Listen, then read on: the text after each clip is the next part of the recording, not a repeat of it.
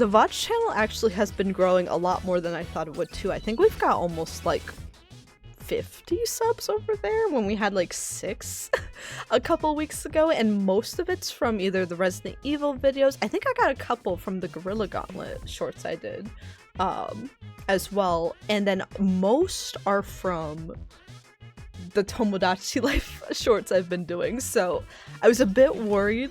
I was like, is it gonna be like, I'm gonna do it regardless, but would it be bad for my channel if I played Tomodachi Life for a month straight? It seems like that's what a lot of people want, is more Tomodachi Life. So if you're watching this, hi VOD, if you're watching this and you're like, are you gonna be playing like Tomodachi Life? Where are all these life sims you're talking about? There's going to be a lore video recapping all of that dropping soon, and then there's going to be a month of Tomodachi Life, and after that month we'll probably still keep playing it for a while. I'll have to see what feels like a good natural, not an ending point for the series, but a good pausing point, I guess. And then yeah, I'm planning on picking up Paralives when that goes into early access, and maybe visiting for the first time stuff I've missed, like Pocopia, as well.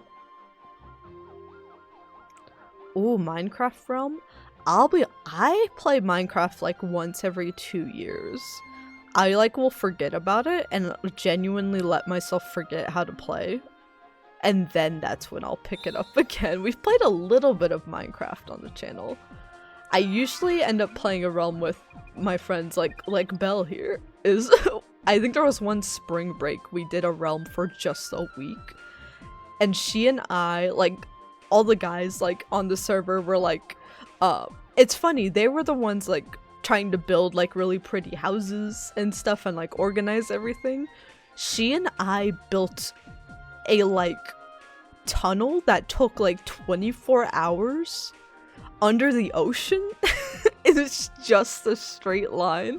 It doesn't even go anywhere in particular. We didn't have a destination. We just built a tunnel for like a day straight, and we're like, let's see how long we can make it. We had to like adjust stuff to make it go through the ocean. I think we even ended up putting some windows in so you could see it at some point. And then we put like a minecart in there so you could just like, it's a 5-minute minecart ride through there. And there's just, I think we ended up putting another portal on the other side there, but yeah, that's kind of all it is. I think, yo, that's the closest to being a nasty gamer that I've ever been. I was just like at my parents' house, and I didn't shower for like 5 days or something. Not just like, oh, you didn't wash your hair for 5 days? You have thicker hair, that makes sense for you. No, I didn't shower. I didn't use a washcloth. I just sat there and like marinated on the couch while my family tried to talk to me, and I'm like, just like on my laptop, just like facing the back of the couch. And then spring break ended, and I'm like, shit, I was supposed to go outside. So I'm open to playing Minecraft and doing, ooh, maybe I don't like to do a lot of multiplayer stuff on the channel, like setting parasocial boundaries and all that, but a community realm is something I'm potentially interested in one day. I've got to let the idea marinate, much like my spring break self, more in my head, but I am very open to that because it's been like another year, I think, since the last time I played Minecraft. So we're almost fully charged up to do it again. But yeah, we're playing Galaxy 2 now. We're playing some Galaxy 2. I will say, I'm a routine Galaxy replayer. As you guys can tell, I like Galaxy a lot. However,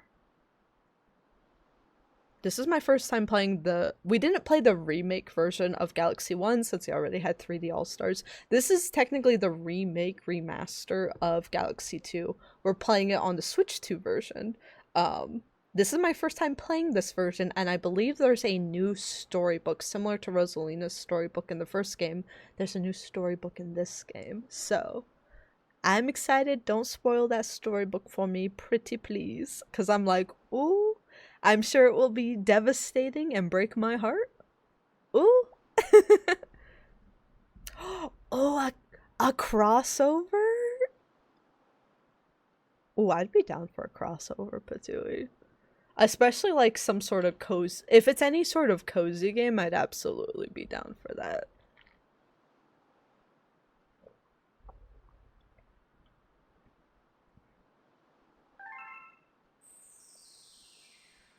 Story time! Story time! Everyone get your blankies.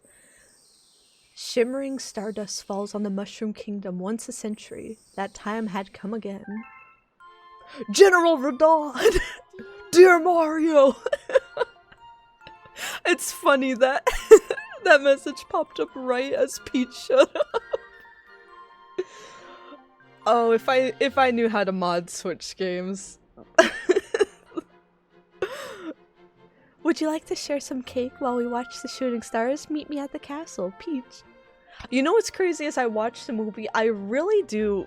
Peach's characterization in the Illumination movies is really growing on me. She is such a strong, she gets kidnapped all the time, but you know what, she's such a strong light magic user in like the deeper Mario lore of these games. But then I remember in Tomodachi Life she stole my man's. I remember and I'm like, wait a minute. We're not friends. She's the coolest person I've ever seen in my life, but I'm like, we're not friends though, are we? Yeah, I'll meet you at the castle. Right. Right. My boyfriend's laughing at me again! He keeps... Every time I've been frustrated since the Tomodachi Life demo, he'll just like look at me. I'll be like, oh my gosh, work was so hard today. And he'll just look at me and he'll be like, is it as bad as Peach picking or Ash picking Peach over you in Tomodachi Life? And I'm like, why would you say that? Why would you say something so mean to me? But when I add Sebastian from Stardew Valley into Tomodachi Life, we'll see who's laughing then. I was listening to Guts earlier today, right? I was listening to Get Him Back. So here's my plan. We bring Sebastian into the mix. Ash is gonna get jealous. Ash is gonna get jealous. He's gonna realize. He's gonna realize. He's gonna realize. Trust me, you guys. You guys gotta believe me. But anyway, Star Festival just begun. Toads were everywhere celebrating.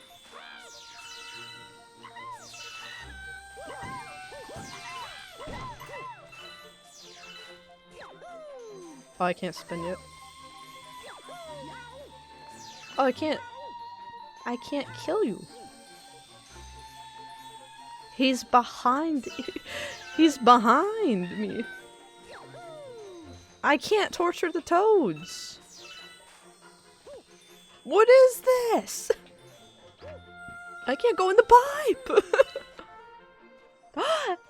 Baby.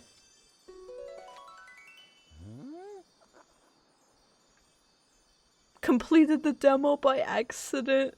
Yeah, every time I talk to my niece, they're like, have you heard that you can buy the retail version of Tomodachi Life for $59.99? On the Nintendo eShop? For the Switch 1, Switch 2 compatibility pending? Oh my god, he dead.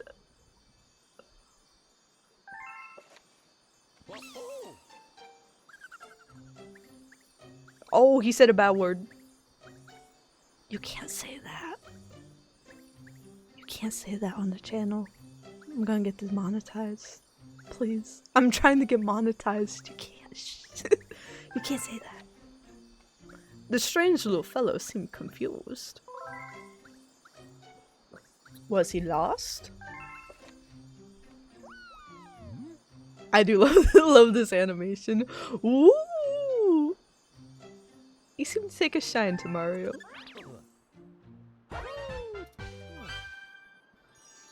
Mario's cap filled with warmth as he felt a new power surging through him. Whee! Oh, now we can punch toads. Yay! The Lumas!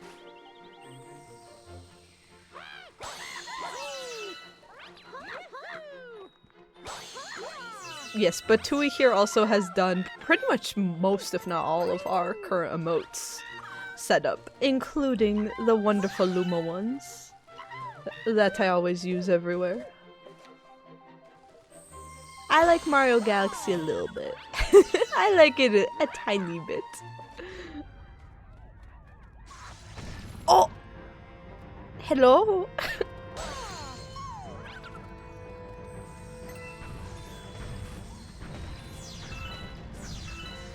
This opening's not as cool as Galaxy 1, but I like that it's the same plot because it's kind of supposed to be rehashed based off of like the universe rebooting and stuff, but everything being the same. It's kind of supposed to be the same but different. But I like the storybook approach. You're too late, Mario. The power of the stars is already mine, and look what else I got. A hydrate and a— oh my gosh. I gotta adjust my posture.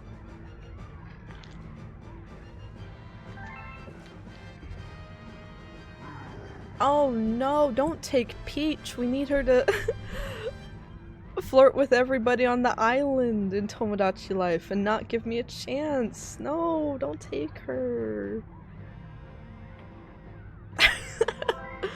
Someone help her.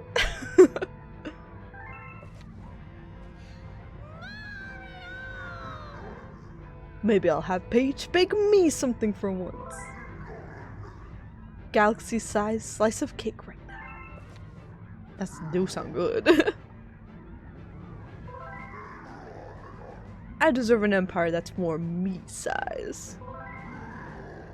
I'll put it in the center of the universe. Have fun with your stupid mushrooms. Yeah, Bowser, I've already contacted HR. You're cooked. I'll see you in court.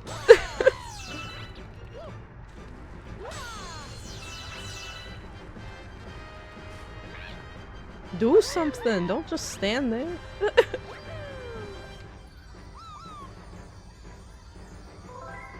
He took your princess to the center of the universe. You must hurry and save her. The baby! Master Luma. Young Master Luma. Did you get thrown overboard too? Good thing you're safe. When I see the words Young Master, I always think of like Berlizzi's Danganronpa 2 playthrough. The way he always pronounces, my young master. My young master. I always forget the baby Luma in this one is like royalty. He's like the favorite child. I don't really know why he's the favorite child. I always feel like it's because he's the reincarnation of the favorite child from the first game. But like, does he have roles and responsibilities? Does he have like things he needs to do? Is he just like skipping boarding school or something right now?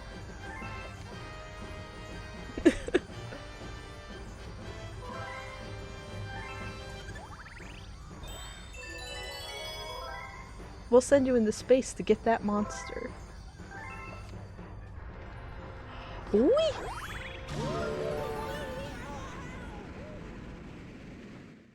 Why did Mario sound like that pained him? Ah! Pee-wee Piranha!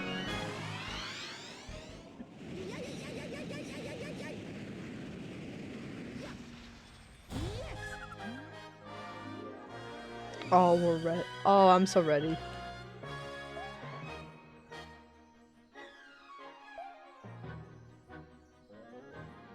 I am so glad I know a lot of people are like, who's going to re-buy Galaxy 1 and 2 on the Switch, you know? When you can just emulate it. You can just, get 3D All-Stars still, even though they said it would be a limited release. And I do get that. If there's cheaper and like better options for you, you should absolutely take them. But I do like stuff being available to the general public because, like I said, at the theater, just hearing people be like, do you want to play Galaxy 1 and 2 when we get home? I'm like, wow. I'm like, keep classic games available in some way, shape, or form.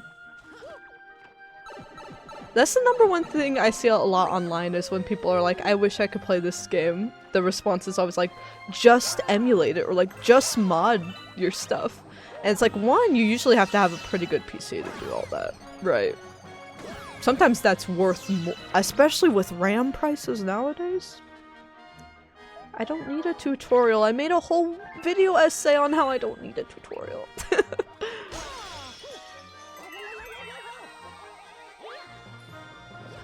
But yeah, especially with like PC stuff now. Just having stuff available on like more consoles. Typically it's the best way to get that out to like the general audience. Which is why I was so happy when Kingdom Hearts came to the Switch and then devastated to find out it was only a cloud collection that doesn't work, because I'm like, oh, so people won't be able to play Kingdom Hearts, really, and then be upset about it and hate the franchise for a very poor decision. I know there's rumors that on Switch 2 it will get... No! I know there's rumors that on Switch 2 they'll have a native Kingdom Hearts collection. And I hope that's true. I get why the cloud collections have to be a thing for some games, but y'all have seen my internet. Y'all think I could run? We did run on my parents' internet, which was fiber. I remember. We did play like the demo version of Dream Drop Distance. I still have the clips from that stream. That thing was like 2 frames a minute. Or something. It was borderline impossible to play, especially with the flow motion in that game. It was not great.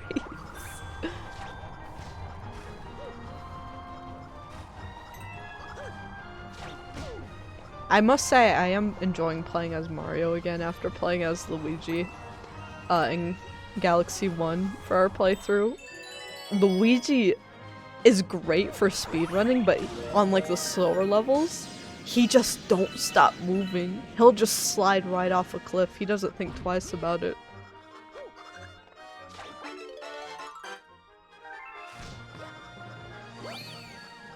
But I do think, thinking ahead for Tomodachi Life, like I said, I originally had 80 characters, but they announced there'll be a 70 character limit, and I want them to have kids and stuff, so I'm trying to get it, I have it down to 60 now. I'm trying to think if I want that even lower. But there's gonna be like a ton of Final Fantasy characters. I can't bring myself to cut any of them though. I'm like, I want all of these characters, man. If anything, I could do an all Final Fantasy island. There's a lot of different islands you could do. Like, I could do it all Disney Island. I could do it all Once Upon a Time specific island.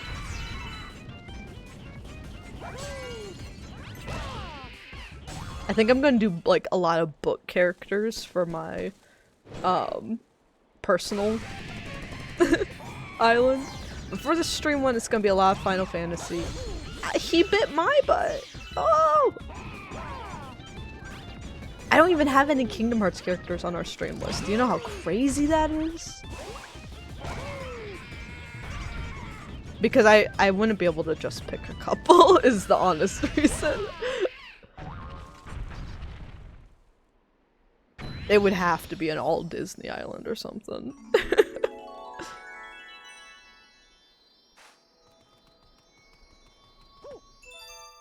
But I think the first ones we'll add, we do have quite a bit of Mario characters because they've been in like all of our stream lore.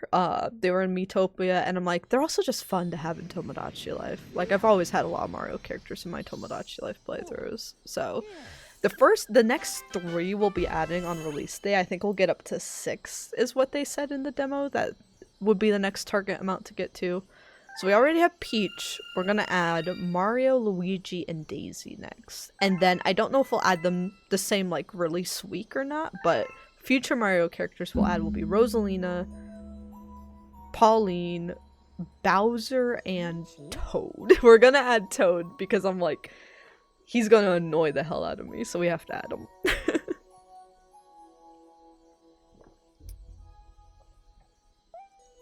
Lubba! Sorry to hear about the excitement you have with that monster down in the Mushroom Kingdom. I sure appreciate you bringing us this Power Star, though. We need as many of these as we can get. The name's Lubba, by the by. I'm a head honcho of this Luma crew.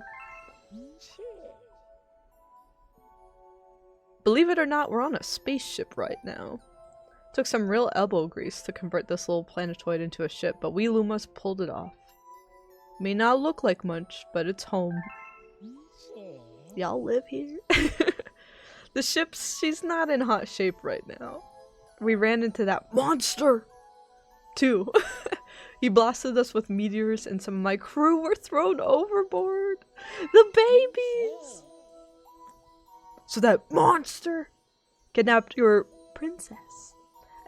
That's cold. Deep space cold, if you ask me. I love the little emotes they use in the sentences.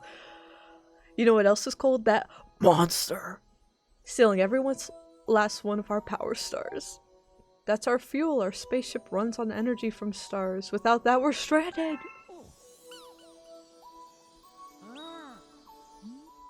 Ayo! I forgot Lubba says ayo. Ayo, is that young master Luma? If you have the trust of young master Luma, say I might just have a little proposition for you. Hear me out. Your special someone got kidnapped and now you gotta save for him. Right? Yes or yes? This will shape our entire playthrough. That's right.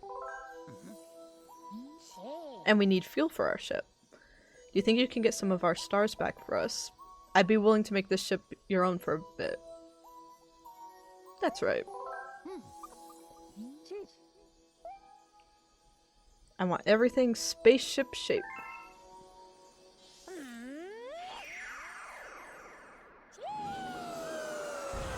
Ah!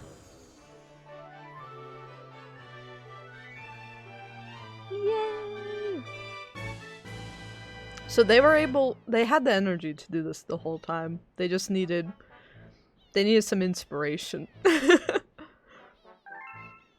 I do love this spaceship though. I prefer the Comet Observatory as a hub. But, I mean, this is a pretty fun one. It's very iconic.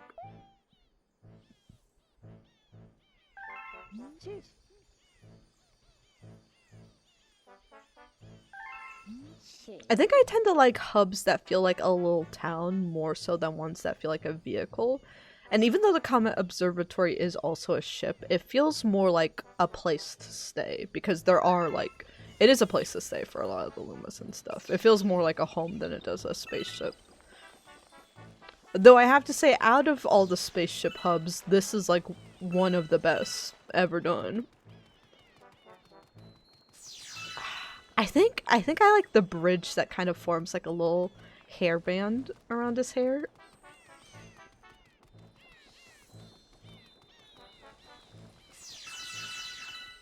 The like neck being a little pond here where new visitors will kind of spawn in. The hat just being all green, even though it's Mario.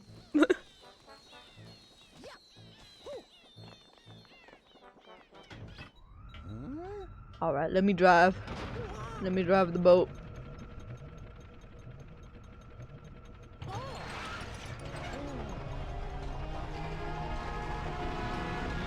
This one's a lot more colorful too. I prefer the tone and like the contrast of the original, but this one's like, hey, we're just gonna focus on making levels fun for this, which is fun. Because the gameplay is like really perfected in this game also. It feels a lot cleaner.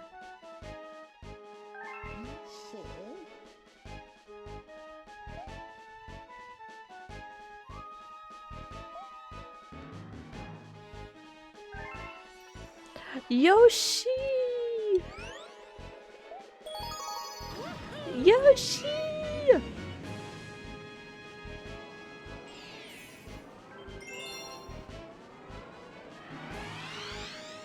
This coffee's so good. This coffee's so good. I'm like, I can't go there every weekend. I will say 7 Brew is incredibly delicious. There is so much sugar. And this is like a breve too, so it's all like half and half. I don't know how people drink that every single day. I'm like, the amount of anxiety I would have and the effects that would have on my stomach issues if I had one of these every day would be insane. But oh, I fell in the mud.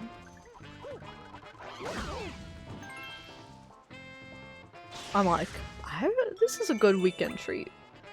Especially because Starbucks has been changing a lot of their like teas and like refreshers recently.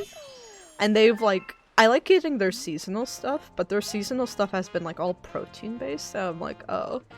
Dunkin's is going to have a really good menu lineup at the end of the month. They're doing like an Oreo theme, and I'm like, ooh, there's like 3 or 4 different drinks off of that alone I want to try, like even without doing combinations. But like the stuff right now, I'm like, it's okay. I like the banana stuff, it's okay, but I don't feel like I'm gonna miss something if I don't get it right now. So yeah, I took this opportunity to try the newer like coffee chains around me. Because I don't get the protein coffee craze. Yoshi, come back!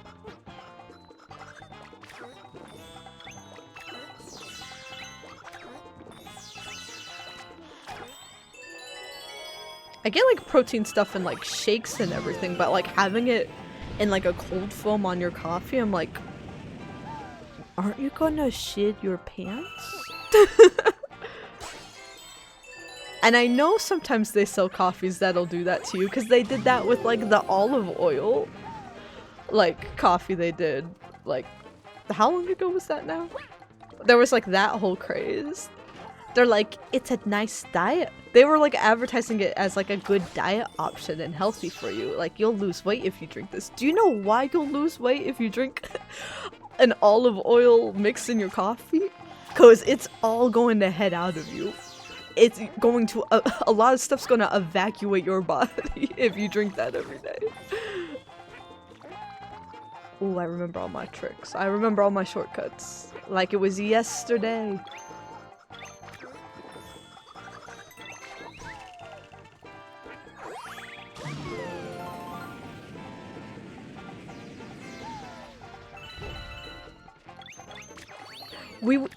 I don't know what it is with the protein craze. It's hitting food too. We went to Walmart after the movies because I was like, last time we were here, they had the cookie dough Pop-Tarts. So we're like, I want to get cookie dough Pop-Tarts again.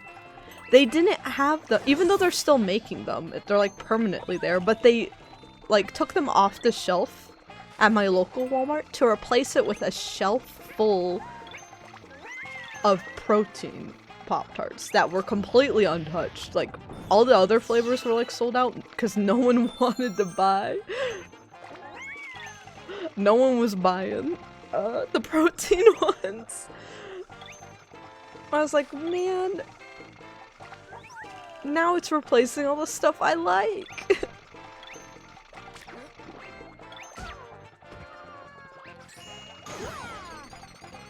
Oh.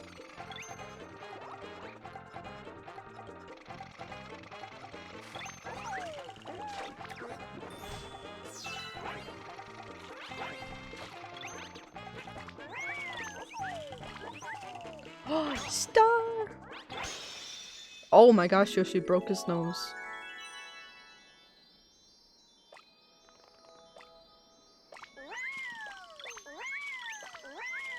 Wow! Yoshi! Yoshi's great in the Mario movie as well.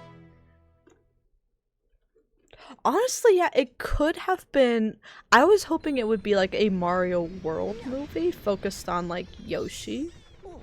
And then we'd get like a Galaxy movie that was a little more faithful afterwards as movie 3. I'm happy we got the movie that we got, but that was like what I thought they would do to kind of grow it in scale. I know it seems they tease in the post-credits what some of the upcoming stuff will be, but I don't know like what the actual name of like the third Mario Bros movie will be. And like what main game they'll claim to be adapting, because it probably won't adapt it one-to-one from what we've seen of the past two movies, but they'll likely want to tie it into a game. So I'm like, do we get like a... I feel like it could be Mario Sunshine, just because like they travel a lot in this game. Maybe they actually try to take a vacation in the next movie. It could be... I don't want to spoil too much. It could be kind of a lesser talked about Mario game that makes sense from like the final post-credit scene alone. But I'm also like, I don't think there's a lot of content to adapt from that. Even if they don't go strictly by it and just use it for naming purposes, I don't know if they'll put all their money into that. And then my boyfriend was talking like, he's like, could they do like a Mario Odyssey movie next? And I think they could. That would be feel like a natural progression after Galaxy. But the thing is, this last movie, like half of it is already a Mario Odyssey. There's a lot of stuff.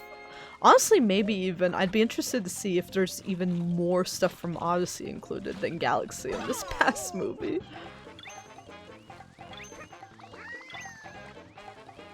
So it's like, Yoshi! There could be. I forgot you got a liquid voice.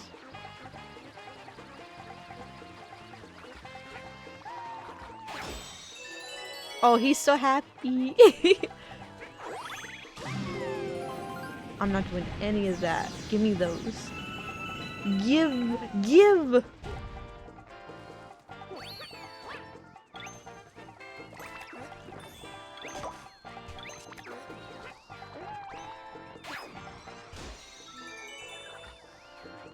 But yeah, my hope is for a few different movies to get announced, but like I said, I hope we get a Smash Bros movie from them eventually now. I'm like, ooh, that's they could really cook with that. I'm sold now. Get out here.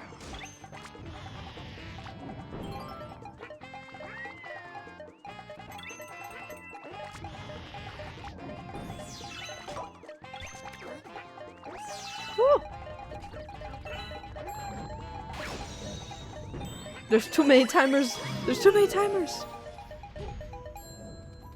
Okay, this is an early boss fight. But what if I told you guys I kind of got stuck here when I was taking footage for the Mario Galaxy video essay? It might have taken me a few tries with this guy. I got impatient and just completely messed this up. So I do have to lock in a little bit here. I was like, I should not be messing up here, it's an easy fight! But you do have to be- why did I break that? You have to be a little patient. As I'm exhibiting right now, I'm not. But it's the 4 shots of espresso and 5 syrups in my coffee. I think that's probably the cause of that. Shoot him! See, those first two are really easy, right? It's this last one. It's this last one where I start taking damage. Cause he gets further away and he doesn't stop moving. Okay, he stopped moving there, but... Oh my gosh, I missed. And then Yoshi does this! Yoshi!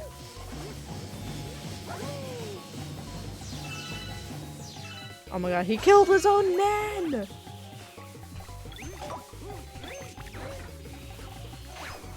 Woo!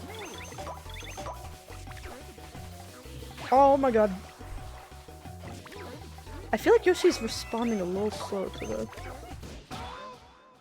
to slurping. That could be my Joy-Cons though.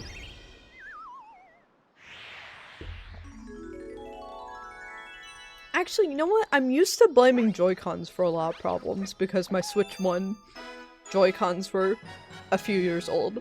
But these Joy-Cons are less than a year old. So why am I blaming them?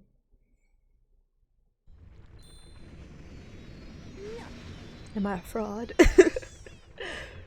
They shouldn't be the problem. They shouldn't be the problem. It is crazy how much better these Joy-Cons feel compared to the Switch ones. Like, I haven't bought another set of Switch 2 Joy-Cons because they don't have them in all the pretty colors yet. For one, the more important thing. And then, two, they are very expensive. So unless they have it in a really pretty set that I want just to have in general, then I'm not gonna. Or unless these Joy-Cons completely get destroyed, I'm not gonna buy any more for now. Because the Switch 1 Joy-Cons are compatible with this. At least for like docked mode. Oh, we're just shy of that. But yeah, you realize when you're playing like multiplayer games back with the like one original Switch 1 Joy-Con, like sideways mode, how cramped it kind of is. So these are a huge improvement. I haven't felt a need to get like a Switch 2 Pro controller. I think I will definitely at some point. But yeah, I don't feel the urge to anytime soon. Where is... Wait, where is it?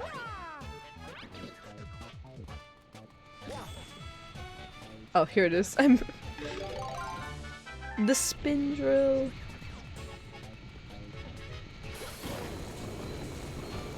I'm smart.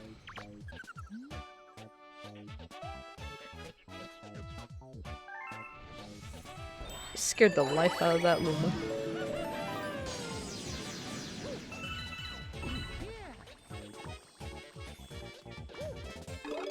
Oh, I like this little planet here a lot. The way you solve this puzzle. You just go. You go over here. And then you go over here. But even if you fall down there, you could still go there and get like the little comet medal. I'm not collecting comet medals. I'm just doing a very like, we're not 100%ing this either like we have been working on with Galaxy 1. We're just doing a quick playthrough of this because I did a quick playthrough of this the last time I played the Galaxy games, which was when I was graduating freshly out of college, which was 5 years ago now.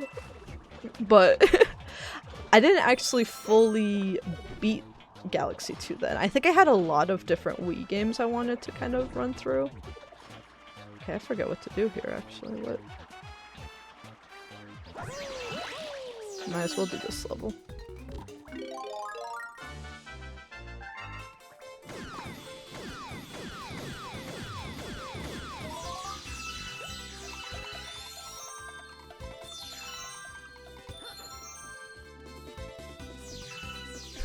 I'm not gonna spoil- no one spoil what I mean by this in the chat for people that haven't seen the movie, but what if I told you all you are the Mario Galaxy like title card, you are Mr. Gay? What if I told you all that makes sense in the movie? Oh, there you are. You had me questioning where to go, Luma. They were like, collect these coins. I don't care about coins, I'm speedrunning. Very slowly.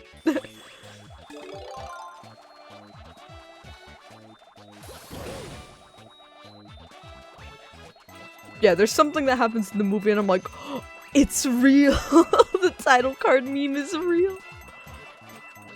But like, it's just, I feel like it's definitely like little references to fun memes around this game. Like, it's a fun movie. I want to see it again.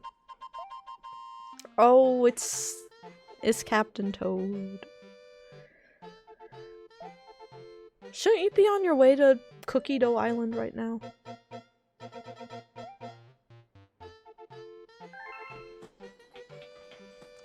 I don't need a mushroom for this one. I know how to deal with them.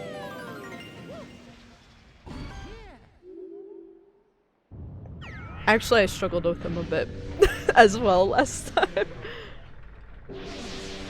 But yeah, we're just doing a quick playthrough of Galaxy 2 because, like I said, we got Tomodachi Life coming up soon, and I won't be streaming tomorrow because I'll be heading over to visit family for Easter.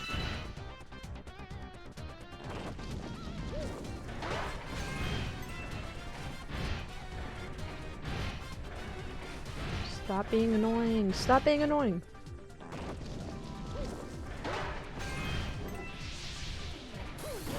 Oh my goodness, he's so annoying.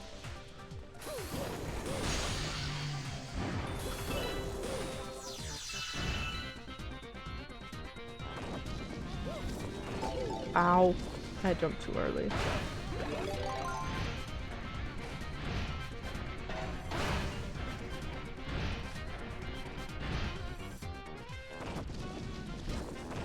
Oh! Mario!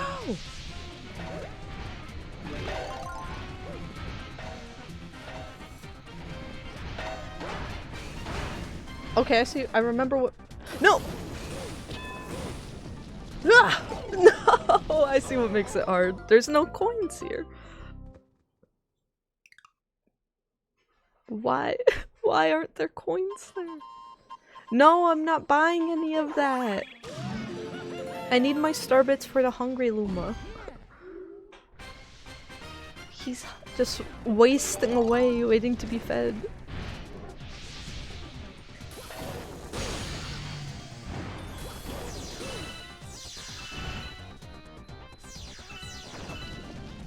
I'll post some pictures in the Discord later, but yeah, for Easter I baked the rest of the gingerbread cookie dough back from oh my god, I told you to jump! Back from the New Year's baking stream. Oh, there's the other guy didn't give me a coin last time I did that.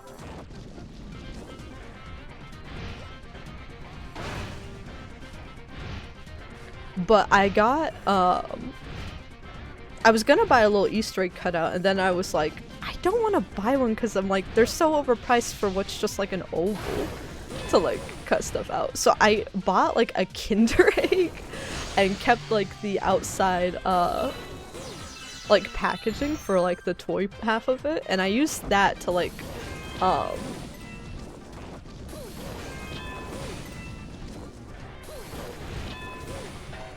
kind of cut out little egg shapes in the gingerbread, and then I'm gonna frost them tonight to look more like Yoshi eggs. And that's all I could think of for Easter. Like, that's all I got. Because I'm sure there'll be plenty of desserts there also, so I'm like, I'll just make something. No! This is taking forever! What is wrong with the RNG? I'm getting Stop it! He stopped moving. Mario!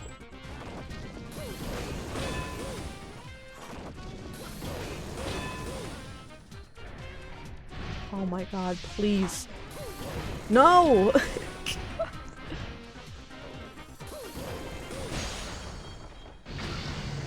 That took like 5 minutes longer than it should have. I'm so sorry. It's still speedrun, I say. We're still in speedrun. I don't know. I didn't even. They want you to drill through the center there. I just didn't even have my heart set on being cool to retrieve that star. I just wanted to go.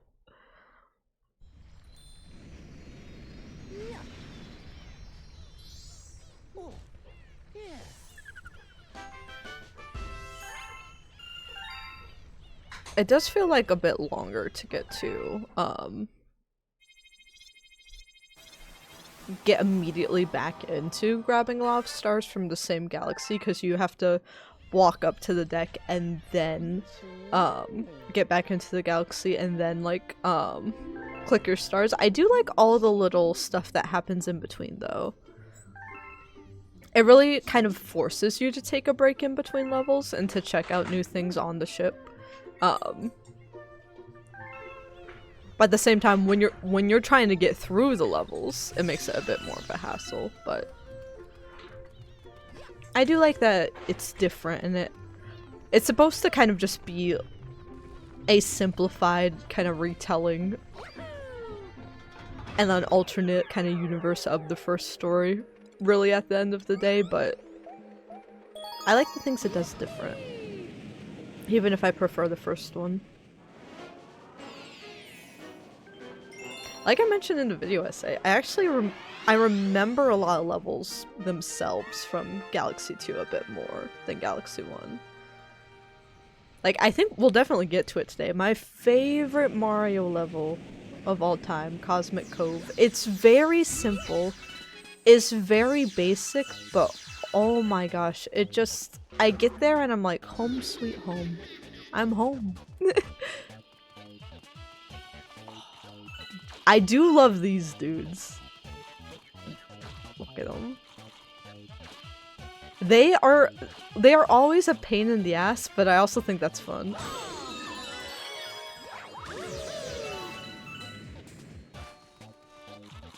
I forget if they were in 3D World so much. I remember they're definitely in 3D Land a lot.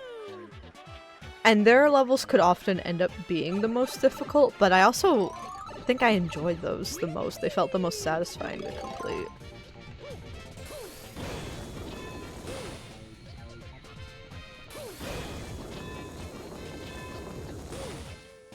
We speed running.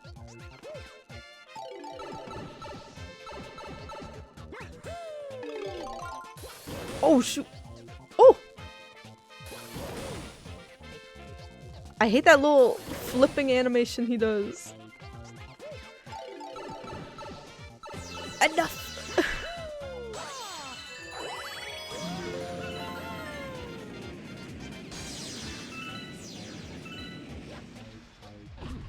Oh, I forgot each one kind of gets their own little ship here.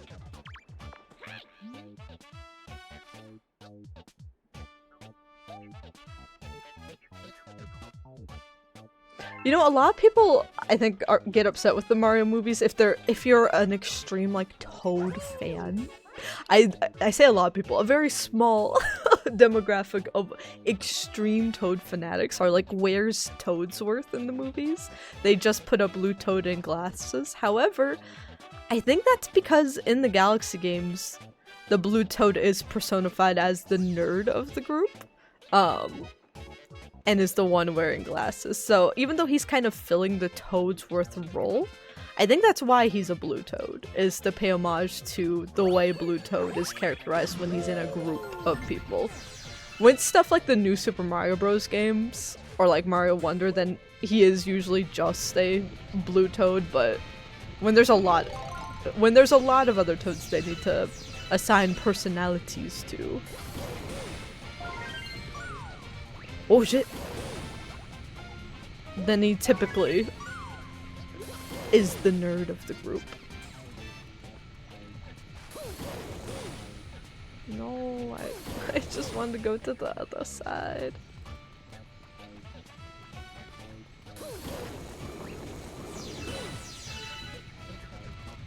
Why can't dinosaurs clap?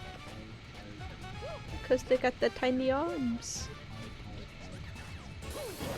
Because they're dead. I suppose that would have an impact on it too. Arguably. I think there's some room to argue.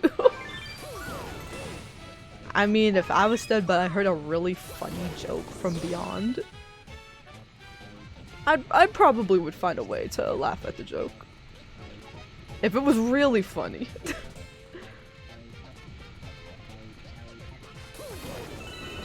No! No! Just one more over. I don't know why that one was the hardest one to to get to.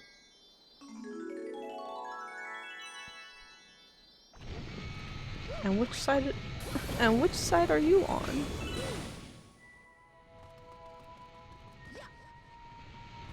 Is it this side? No. Oh, I didn't mean to. I'll be right over there. I'll be right over there.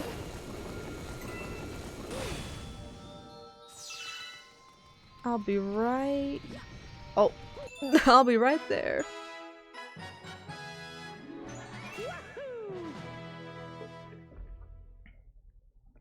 What's white and can't climb trees? My dog. Though he do try.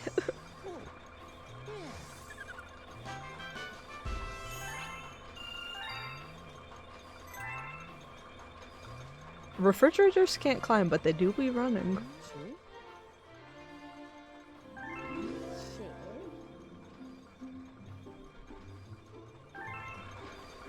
I like all the little storage room for the power-ups is fun. I always wish though, I always wondered as a kid, I'm like, why won't it let me use the power-ups on the ship? Because in Galaxy 1, even before I had played Galaxy 1, I played this one first, but it always felt like you should have been able to,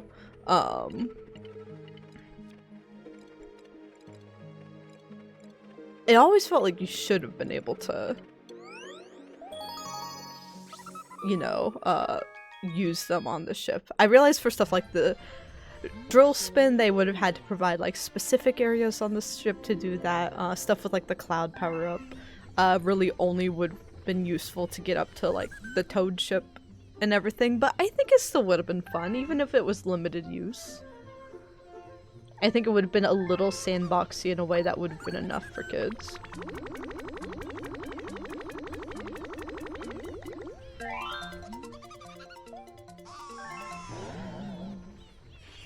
There he go.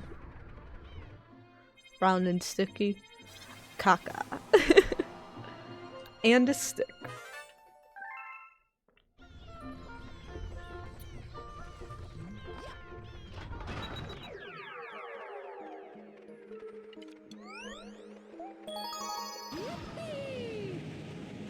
I feel like these ones with the flipping panels are typically like my favorite to kind of dash through. Now, if I mess up and die here, no it isn't.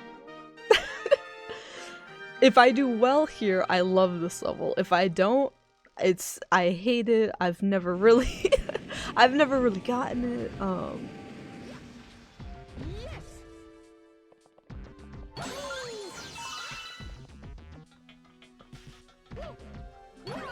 I immediately forgot the mechanic as soon as I got over here.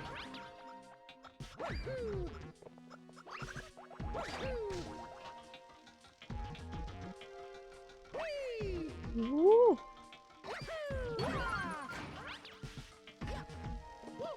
I love this level, you guys. It's so fun. I'm doing great. It's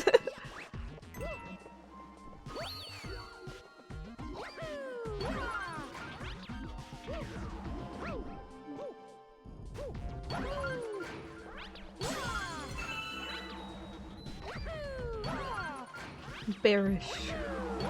Oh no, I'm gonna perish. Oh! Oh! I hate this level. I meant to dash, but he didn't jump. He just sat down and accepted death. No, we've got this. We've got this. I don't need to be patient for these levels.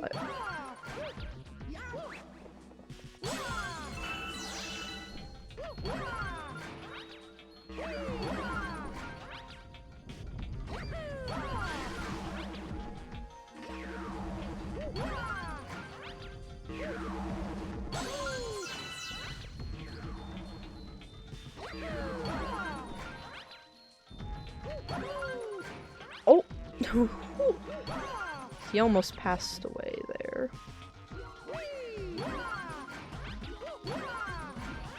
See, this one you kind of have to long jump through.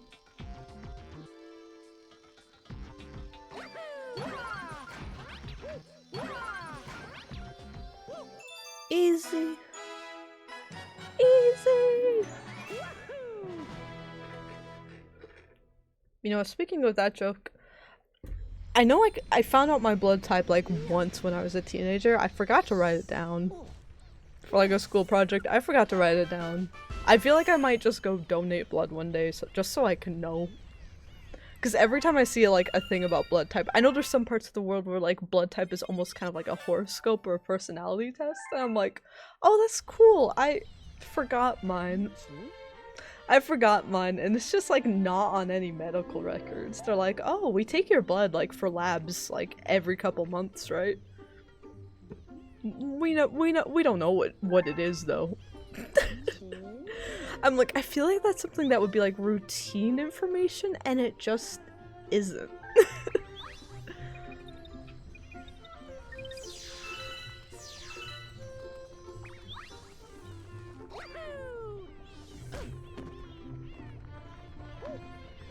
I know it's not like O plus or O negative. I know that, and I don't think it's A, B. I think it's either an A or a B.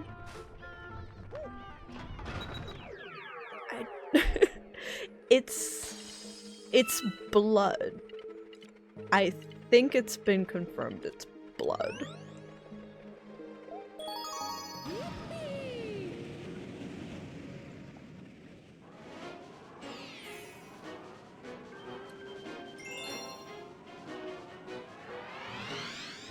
Fluffy Bluff.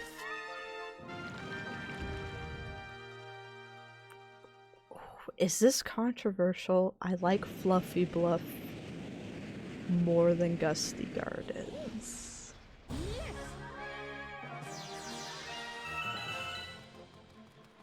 Like they're not exactly the same, right? But when I think of like really comforting, like pretty levels, everyone's always like, Gusty Gardens is a cinematic experience and is like everyone's comfort level. I'm like, what about Fluffy Bluff? I mean, I think Cloud Mario is pretty much like the best power-up in this game, if not the best power-up in both of the Galaxy games. It is so much fun movement to do. Like, watch this right now. Boom. Boom. No clouds used. Boom. One cloud used. And there we go. That's so fun! And then the little clouds with the star bits? I'm not reading all that. And then the second you lose your power-up, you also are told that's bad because they send the little dudes after you. Like, oh my goodness. It's excellent. It's excellent.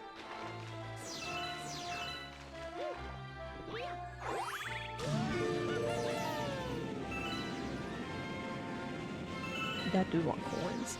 The star bits coming down the waterfall, it's beautiful. So let me get rid of this guy. I'm gonna see if I can trick up the... Can you stop? I'm gonna see if I can get up there just from this point. Like, look at that! Look at that! Fantastic! Fantastic news!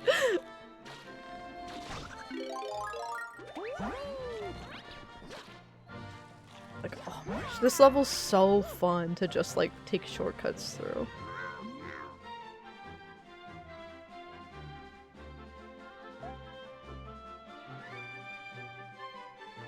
Toad, get out of here. Go, I've got this handled. Toad's just that one friend that be doing too much. He's like, I put myself in mortal peril for you, and I'm like, I just asked if you wanted to go to McDonald's. What are you talking about, Toad?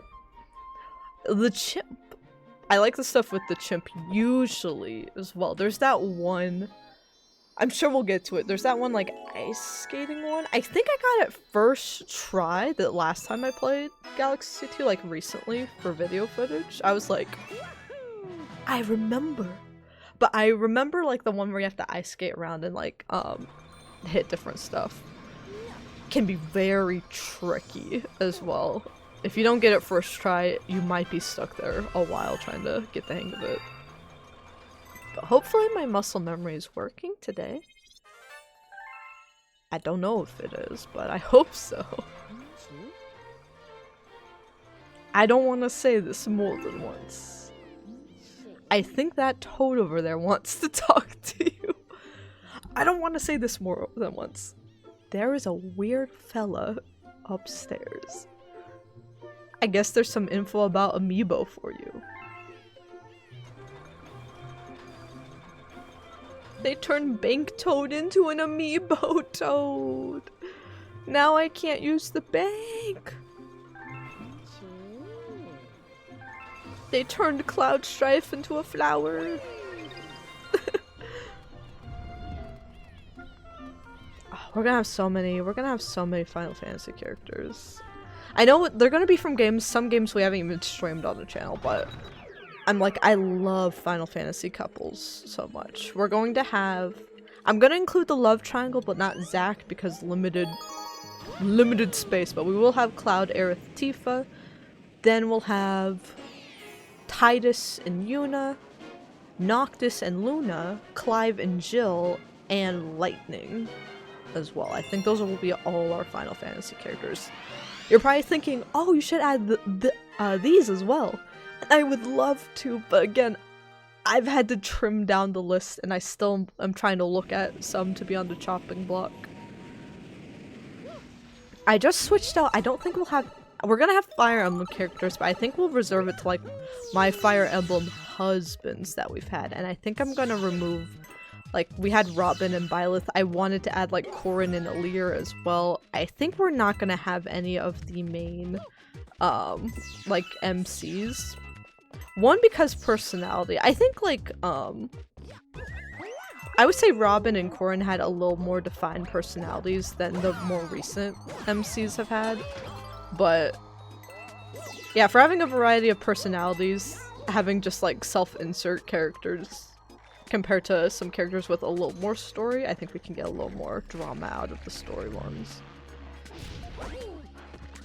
I was not there. Go. Be gone.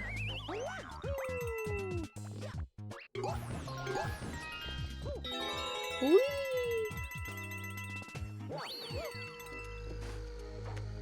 This level's just I don't know why I went to do this. It's easy, but it's just, it's very tedious. Just a lot of waiting.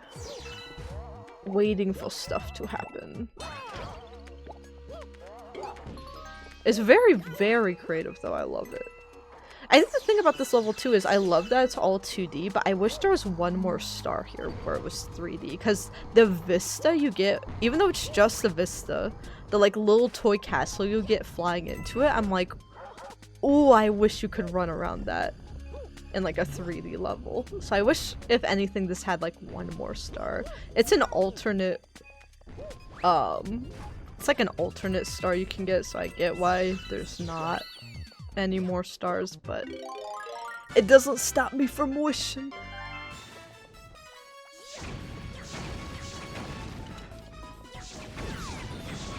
Oh, we just wasted a ton of fireballs. Okay.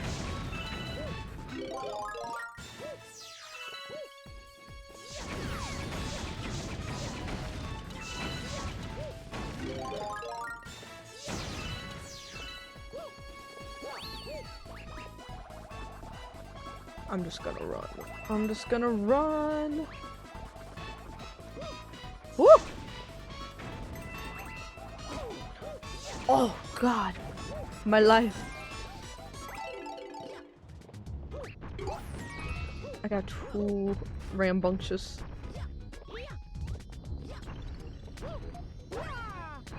Get out of there! Oh no, no, no, no.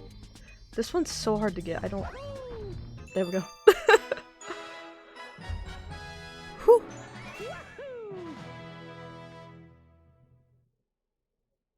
I think I did cut some more characters and I added... So Claude's back and Fry from Splatoon is back as well. just moving some more stuff around. I've had to cut a few more characters from like our original Miitopia playthrough, but they are also characters that I'm like, their stories either didn't really pick up anywhere and nothing's really happened in our main channel playthroughs to need to follow those stories at the moment. Or it's been stuff where it's like, their stories resolved. Like the Emoji Family and Jimmy Neutron, I'm like, I would like to do a Miitopia replay one day to like wrap up this era of channel lore. Which is like 5 years of these weird characters all interacting. I'd like to, if we ever like reset the channel lore, kind of do a send-off with the characters like doing a replay of Miitopia. Since that's where it all started. So they would probably come back for that, but I'm like, do I need a bunch of emojis on my Tomodachi Life? Not this file currently. We may do like, hell, maybe one day I would do just like a Once Upon a Time. If y'all mess with that show. Or like a Disney, like maybe if we did a Disney Dreamlight like full playthrough on stream, since I haven't played like any of the DLCs or ever finished the main story. Like maybe if that was a playthrough that took off, we could do another Tomodachi Life playthrough with just those characters.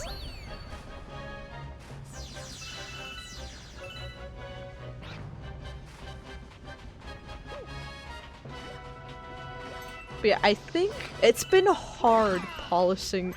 It's been so hard polishing up the list of like characters for Tomodachi Life and making the hard cuts, but I do think we're getting a more polished list of all characters that I'm like, I think are going to be really fun. At least for me to see interact with each other, but judging by the response to like the Peach, Ash, and Mai-Me love triangle that's now suddenly developed from the demo, I'm like, it seems like the weird combination of characters that we currently are focusing on with different Nintendo characters. I think Final Fantasy characters will just add to the drama.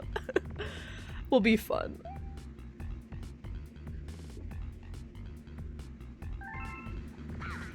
Gobble gut.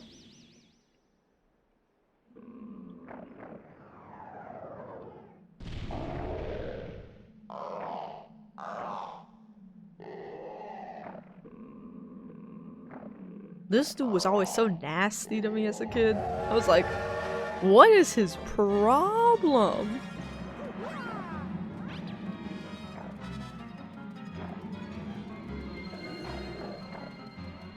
It's like a really easy boss to understand for the first one in the game. But it's not the easiest to evade. I just slammed my finger into the desk. For like a kid's first playthrough of this game. Oh, I always wonder if I can hit them up there. I feel like I can, my depth perception's insanely off. Cause he does these little like fake bites into the ground, and then he just loops back around to you anyway later on. And then he does, oh, it's so hard to get the last one.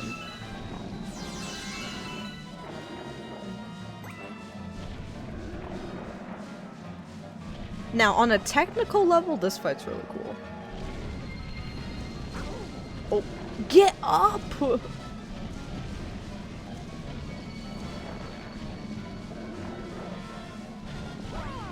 Nope.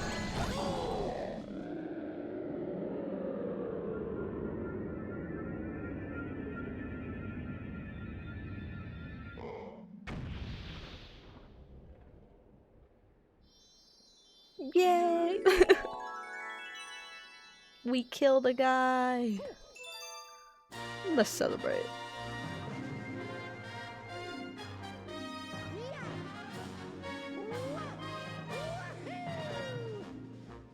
Yay!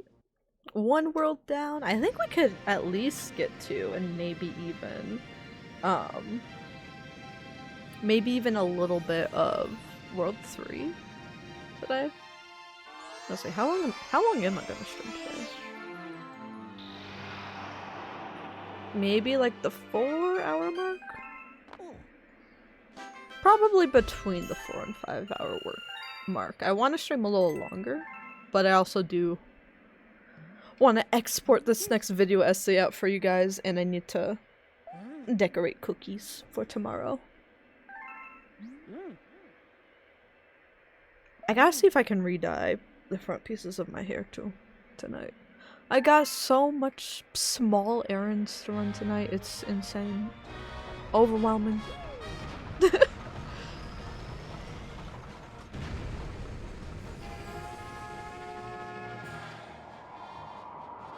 But yeah, if we can get close to the halfway mark of the game, that would be good, because we won't stream tomorrow, but we'll stream more of this both days next weekend. Probably another longer stream next Saturday, and then just a shorter stream wrapping it up that following Sunday. Though if we could push through and finish it on Saturday, I do have a game on my like Steam backlog that I would really want to do a quick one-off stream of, because I think it would just be like an hour or two of playing it. I don't think it's a very long game, but it would be very funny to play on stream. I have just a very obnoxious idea for it, but maybe it would be fun to have. So yeah, if we can hit the halfway point today and then fully beat it next Saturday, that's best case scenario. And then just do a shorter stream the next Sunday.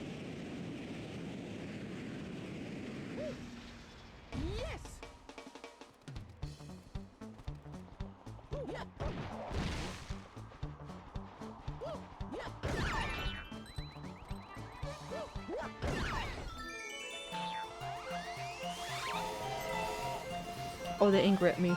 Oh, they're angry at me. Don't be angry at me! Please!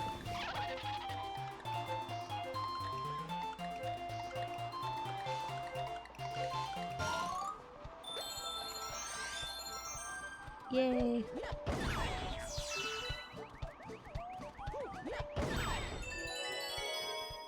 I'm so sorry. I'm so sorry for disturbing y'all. I just need to get out of here. This is another area where I really like these puzzles, where you have to go do something on one side of the planet. And then that affects what you do on the other. They're giving me all the coins to do that coin star, but I'm not gonna do that yet.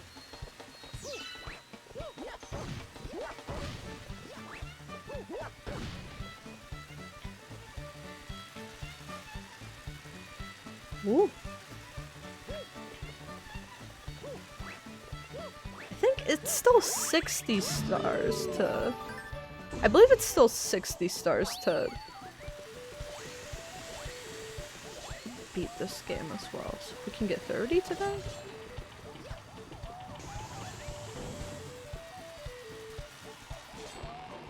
Nine stars currently? I mean, we're a third of the way there.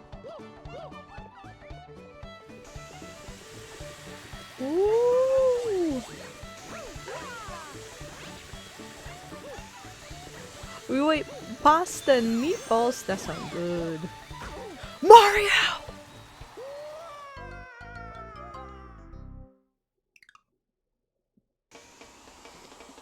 He became pasta and meatballs. Ooh, what do I want for dinner tonight? I already had noodles for lunch. I've been trying to make, I've been having just like, usually I make like fancy ramen noodles and stuff and add a bunch of stuff to make it a bit either healthier, or if it's like really fatty, at least it's going to be really filling and delicious. Work has been so busy, and it's just gonna get a little busier for the meantime, that I have just been like doing the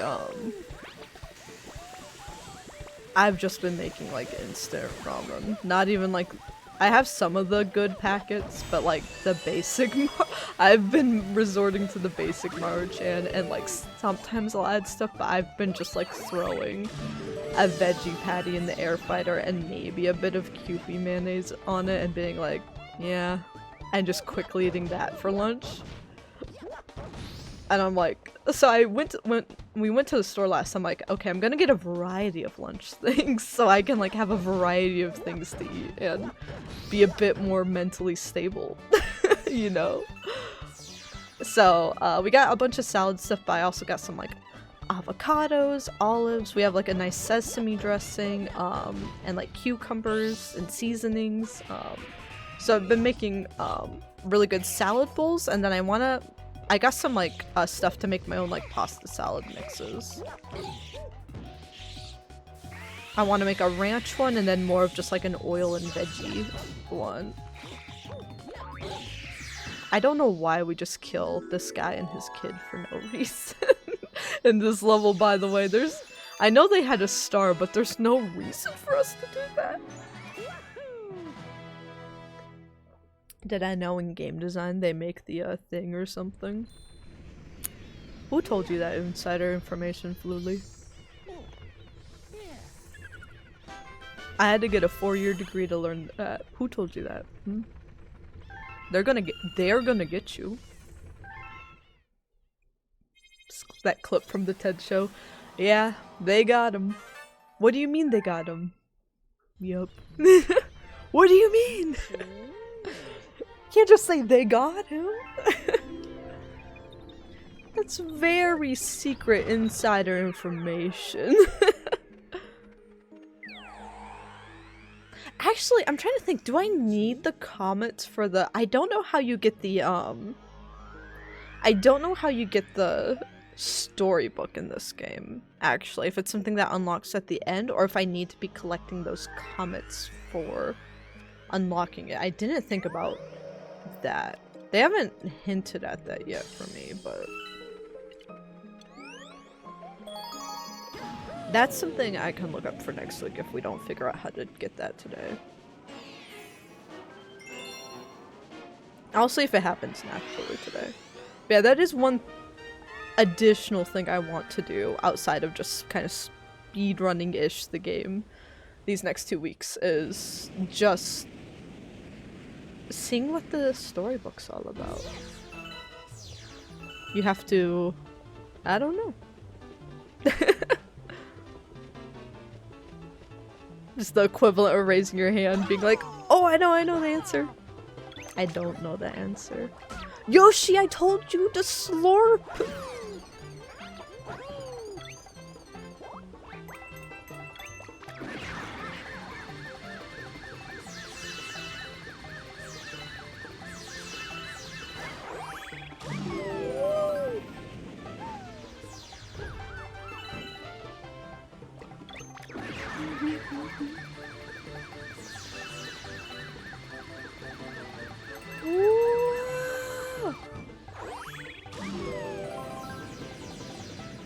Oh my gosh, I forgot how frustrating the ending part of— every time I start this map, I'm like, this is a really fun level, and then I get to the ending and I'm like, oh my god.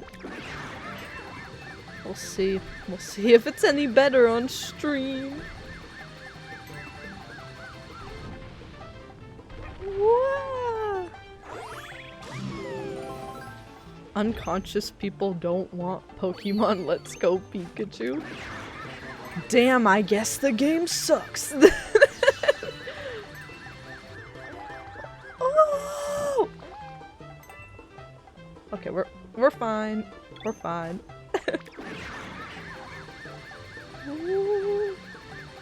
Okay, so we gotta now we gotta redo everything. And that's just how and that's just how this map goes.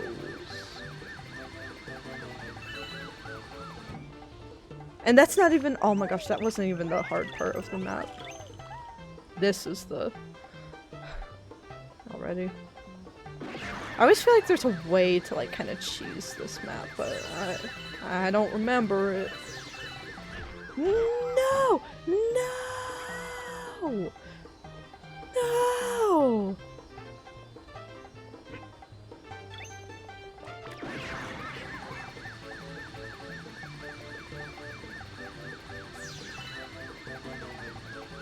Oh, thank you. That is a good point. I do like that the falling platforms are stone colored and like stone materials like thwomps. You do know something about game design. That's a very good connection right there. Why did the internet go?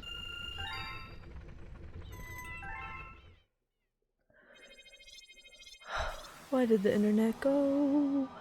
There's nothing to do except wait for it to come back, I fear.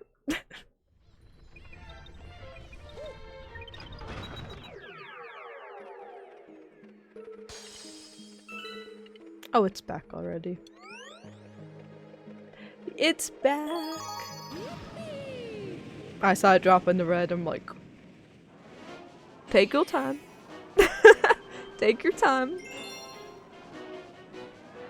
As I screamed, no.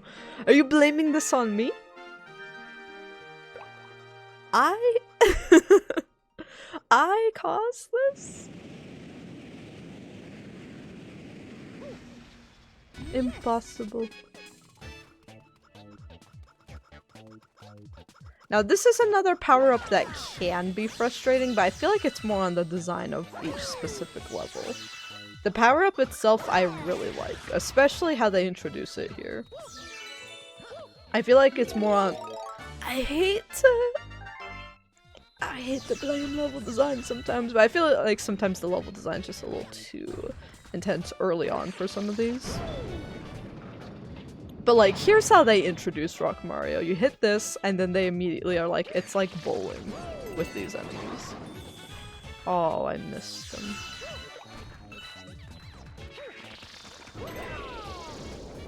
You've never seen Rock Mario? It's a sick power-up. And then your next objective here is kill everybody. That's how you unlock the center. Everyone gotta go. Ow.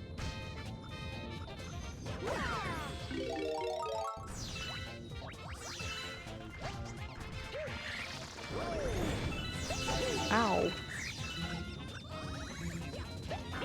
Give me a coin. You know what? I'm just gonna kill everyone else normally. I don't have time for this nonsense. Get out of here.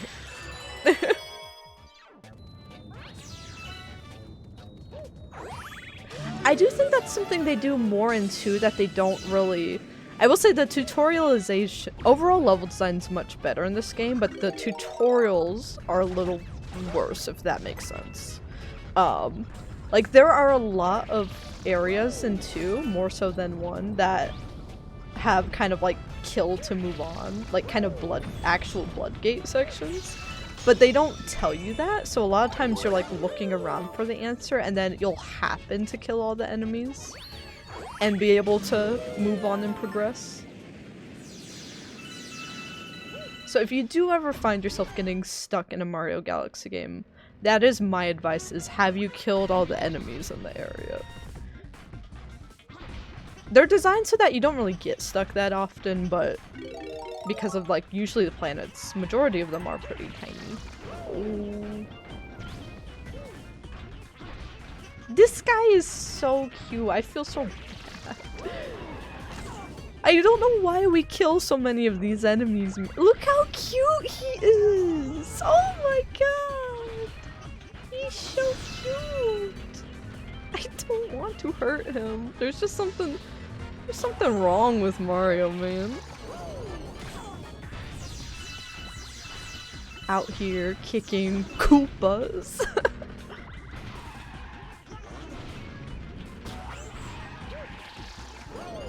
Do we make... Ooh. We've already made Peach kind of... She's kind of insane in our Tomodachi Life playthrough, is the characterization we have for her. Daisy will also... Oh! Daisy will also be insane a bit. But... Is Mario... Do we make Mario kind of a crazy person in Tomodachi Life? Or are we dealing with Chris Pratt Mario in our Tomodachi Life file? Or are we dealing with Lil Lad Mario? Luigi's gonna be chill. Luigi's gonna be chill as hell.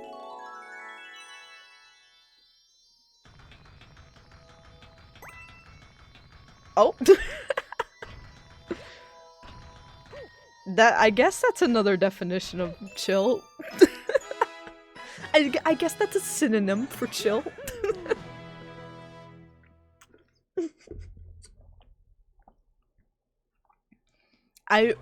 My top picks for who I hope Luigi will end up with is him and Daisy obviously would be very cute, the OTP.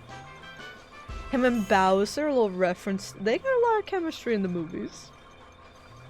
A lot of saucy chemistry in the first movie. I will say in the Galaxy movie, it's not so much that, but they are best buds in the Galaxy movie.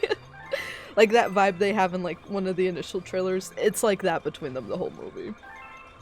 So Luigi and Bowser could happen.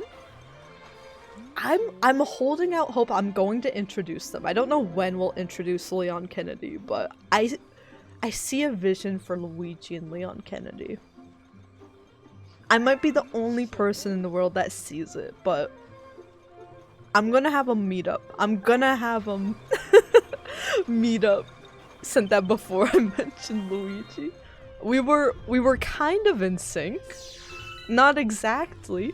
A few things got lost along the way, but we were almost in sync. But yeah, if Luigi and Leon Kennedy happens, y'all owe me $1 million or something from my mind. We don't have enough money for this dude. He's gonna starve.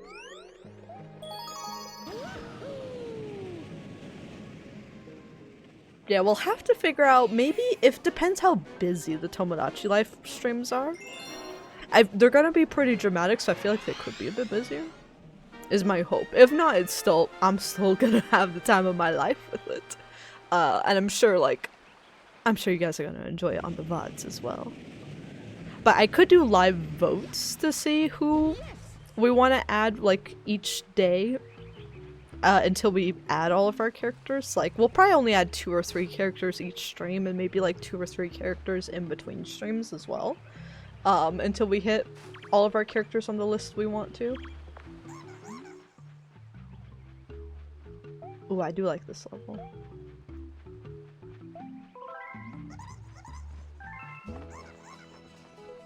I don't like having to do the tutorial.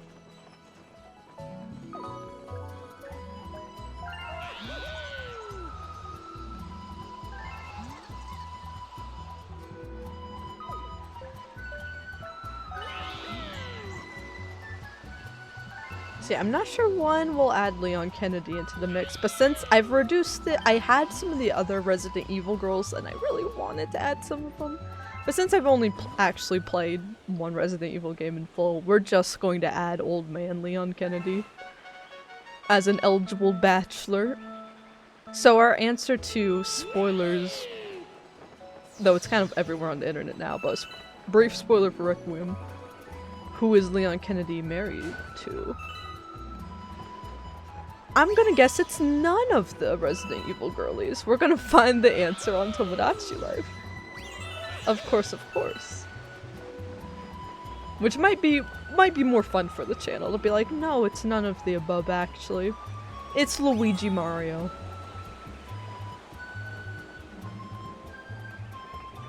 Do y'all think Luigi would take Kennedy as his last name? But like hyphenated like Luigi Mario Kennedy? Oh shoot, we need that gate. I forgot. I guess these are just for the comments, but... Oh, we dive in!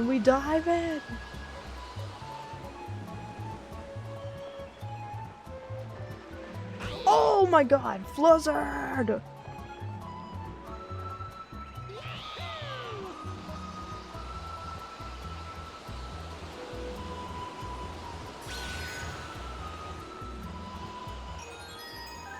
Yay! Oh, those are just to make comments appear. I forgot about that. I forgot comments existed. My bad. I forgot. I've been playing these games my whole life. I forgot. Asking if he could take Leon.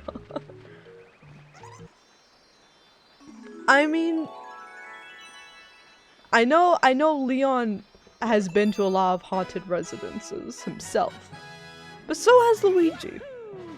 If we had to ask in a power scaling fight, I think Luigi has a chance. And I'm not afraid to say it.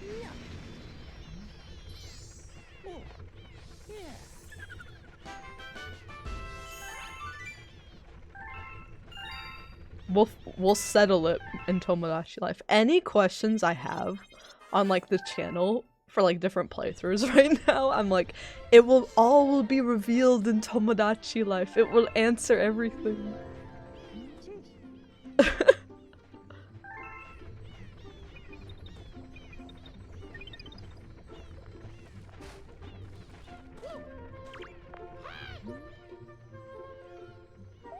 Oh my gosh, the letter! Dear Mario. Dear Mario!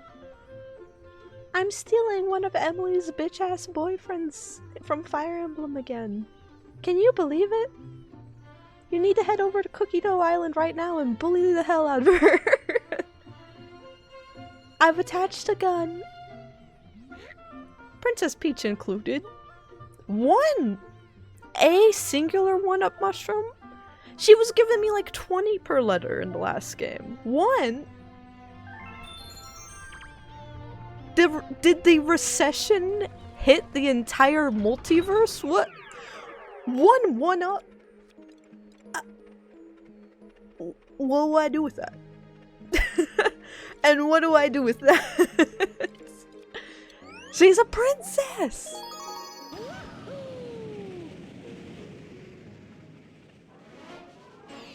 You weren't thinking in a fight. What fight? A Tomodachi Life fight? It's all my brain is thinking about. But behold! My favorite Mario level ever. Cosmic Cove. This place is just home sweet home to me.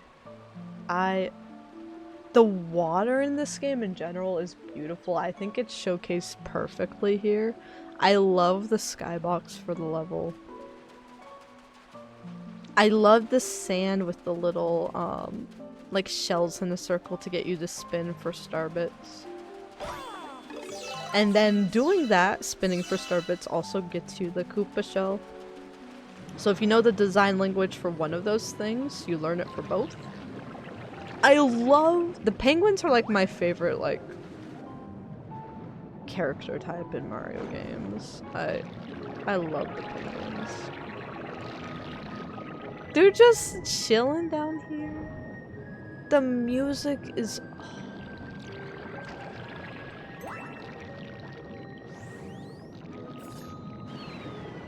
This music just makes you feel things.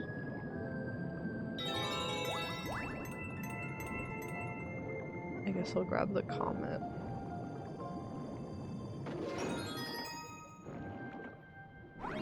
Oh, swim. Just look at the gorgeousness, the beautifulness of this incredibly extraordinary map. Now, let's visit this guy right here. The old guy knows it all. Look how happy this little man is. Remember him when he's gone. Remember him. Anyway. What? Look at this. Look at this shot right here. Look how beautiful this shot is right here.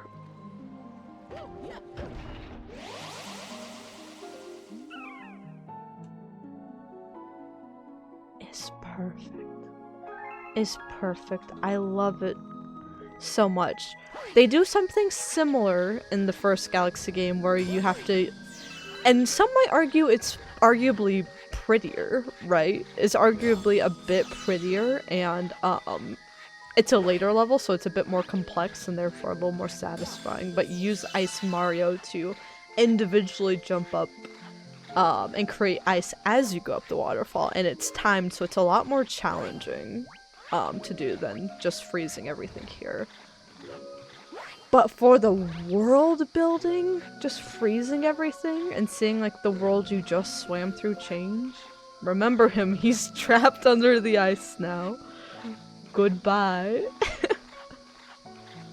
Oh, there's another one over— oh my gosh. How many lads are under the ice? The penguin do kind of sound like Pokemon a bit.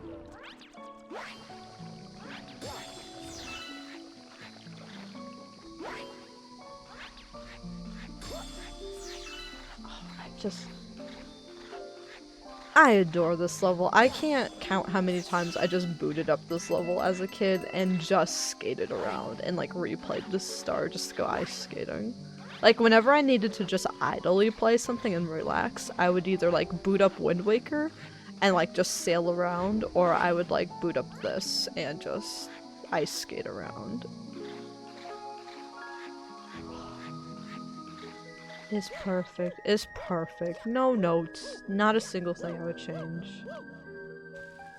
It makes me happy.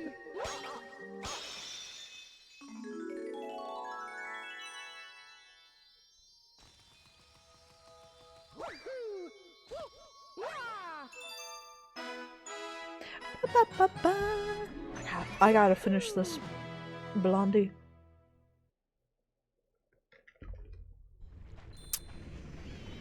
I can taste it. Dang,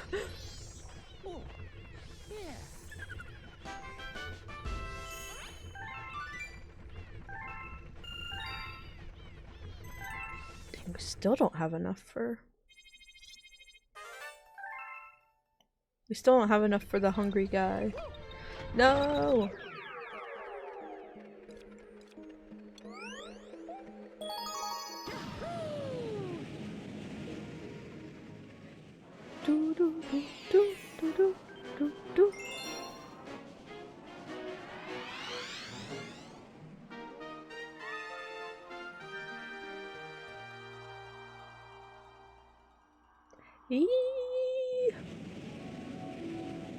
And like I said, we've seen this with the other maps a bit too, but when you do something in like one level, for like the first star, they change it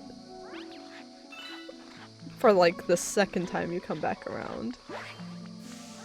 Like there, and this is the same from Galaxy 1, right? There'd be maps where it's like, hey, you randomly just murdered like this one enemy at the end of your last playthrough. Now, the next time you return to the world's infested with them. It kind of— some levels in 64 do that. Same with— actually, you know what? Same with Sunshine. So, like, it's been an established thing in Mario games. And they do that in some worlds, like New Donk City, especially when you first go there. They're having, like, the power crisis, I believe. Oh wait, when you first go there, it's fully under attack, actually, and then there's the power crisis. So there's a few different things you do in New Donk City to bring it up to speed.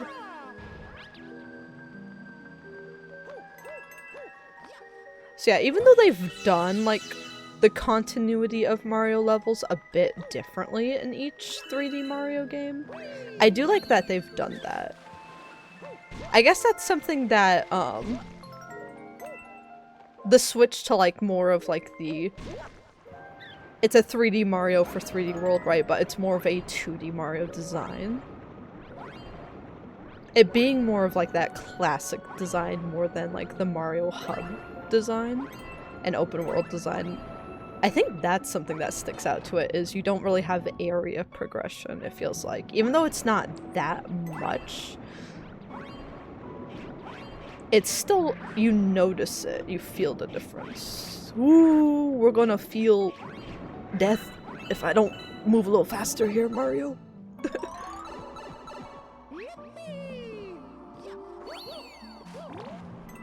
Oh yeah, once I export this out, Elden Ring essay, and once it goes up, I need to send y'all out the Discord poll on what video essays we should prioritize. I've got I've got a good idea of some I want to do in the next year, but I am curious which ones are your guys' favorite ideas out of the bunch.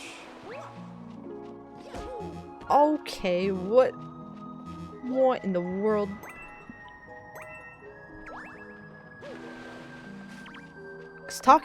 I could talk about the different hubs in Mario Worlds all day long. So maybe I should. Maybe I should.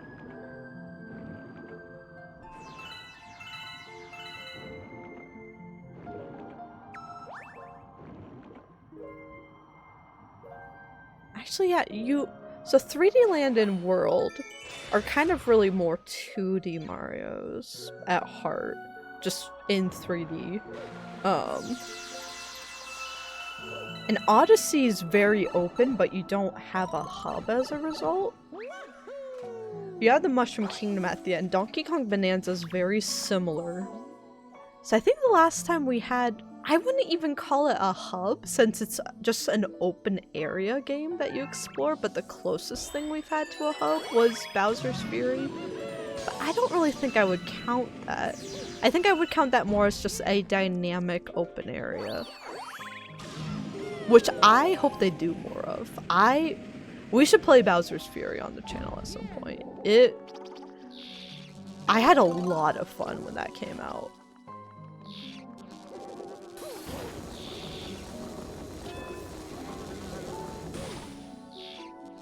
Oh, I forget which one I need to hit.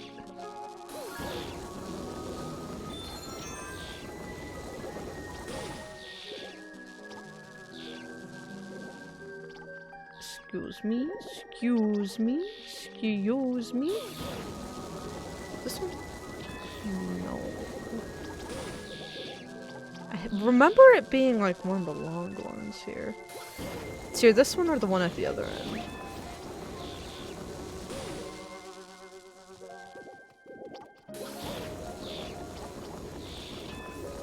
Was I close? Was I close though? Is it the middle? Ah.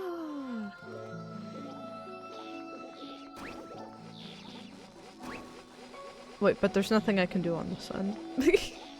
Yeah, I think this is the one I take later, maybe? I've used like every dig spot except the correct one, I fear.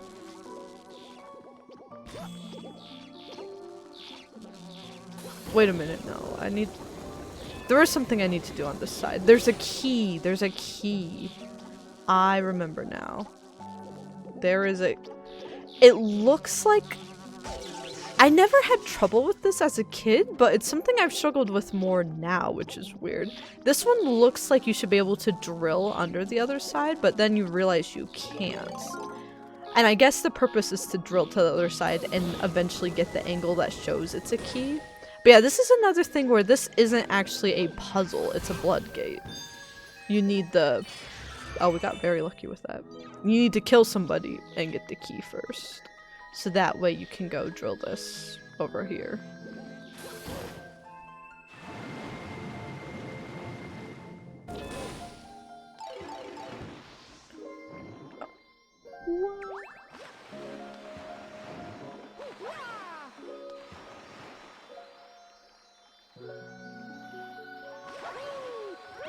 Whee! Wow! Yippee! He's so happy about everything. Like, I kind of just want to make him a happy little guy. You know what? I guess we'll leave Mario's fate in Tomodachi Life up to him. If he wants to become unhinged and become the villain, that's up to him. But we'll give him a blank slate. A sassy penguin! Yay! Yay! I love the penguins. Oh my gosh, another letter. The chimp! We'll do the chimp challenges as they pop up. They are fun. And we should have enough star bits for that other thing.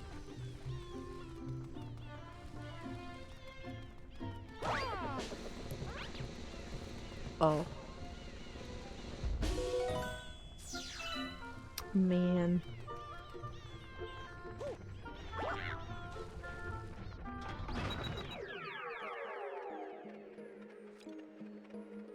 Or do we feed you? We'll come back and feed you. Let me go back before I could. Forget about him. Wish you were paid now so you could pre-order Tomodachi Life. I actually made a big brain move like 6-7 months ago that I forgot about when I went to like pre-order Tomodachi Life. Like at the end, the last half of last year, before I think they discontinued the vouchers for now. I'm sure they'll replace it with something eventually, but it might be a little more expensive, since Switch 2 games are more expensive. But I forgot I had bought a set of vouchers because my boyfriend wanted to play a little bit of Origami King, and I'm like, well, I want to buy another set of vouchers just to hold on to before. If anything, I should have spent a little more money and bought a ton of them. I forgot about it. But I did buy at least a pair, so I used one of those on Origami King. And then I held on to the other one. I'm like, I'll use this for something in the future. And I forgot about it. I think I might have done that before I even got to Switch 2. It might be closer to a year that I've held on to that, actually. So I've held on to that voucher for several months, to the point I've forgotten about it. So when I went to pre-order... Oh, damn, I might just restart this one. Oh my gosh, I'm doing horrible. What the? Oh my god, I'm doing horrible.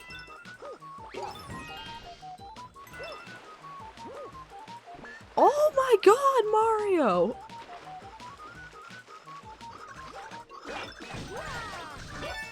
So yeah, I made the big brain play of, because I spent the extra money then, I didn't have to spend it now, and I was like, wow. I was like, thank you. That's like the first time Past Me's done something useful for myself. Usually Past Me's like, yeah, future Emily's gonna have to deal with this one. And then I'm like, who the hell left this for me to deal with? Why am I struggling so much today with this one? Holy shit. My, like, depth perception's fully off right now. I think it's still possible to get this one if I lock in for these guys. And I already messed it up. I'm not going where I need to go. What the? Please lock in, Mario. Oh my god, Mario! He's not behaving! No! It's not gonna be this one, man.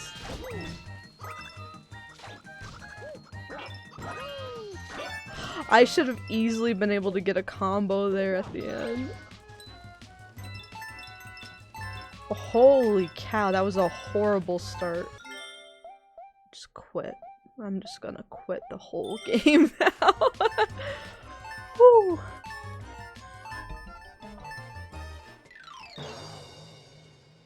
Oh yeah, I forget, do they still do the points thing?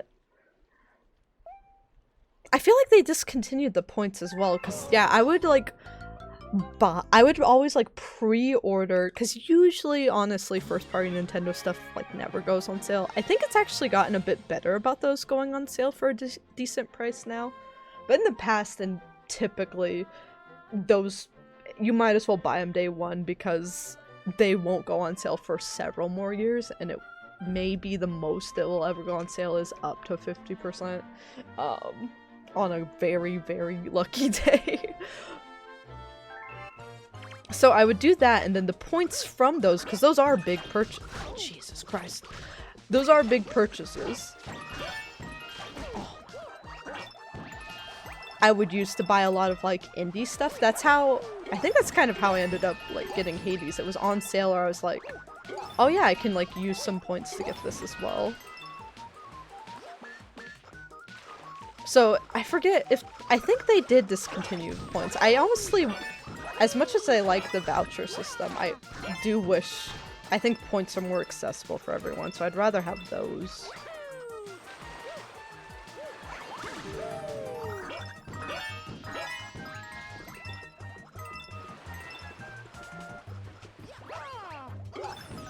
Oh my gosh, why did you not kill him? Kill him. Mario? Did we wake up and decide to be the stupidest person on the planet today, or what? Oh. Lock in, Mario!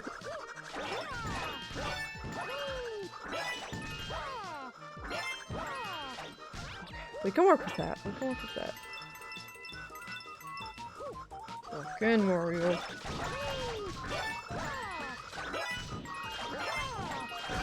How? How?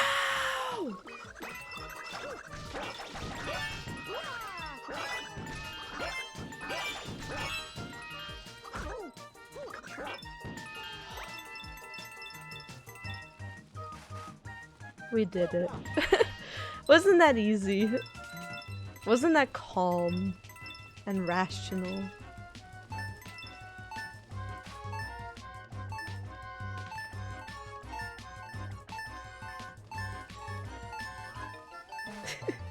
Wasn't that great? Wasn't that cozy, like the cozy stream on my stream tag suggests? That first run was terrible. Cause yeah, this level's designed that it's kind of set up very poorly for very little points at the start, so you get a majority of your points at the end, but you still need to do some things right in the beginning, right? You can't rely just on the ending portion. But yeah, I just did terrible with everything. I failed everywhere I could on that first run. Oh yeah, a 1-up.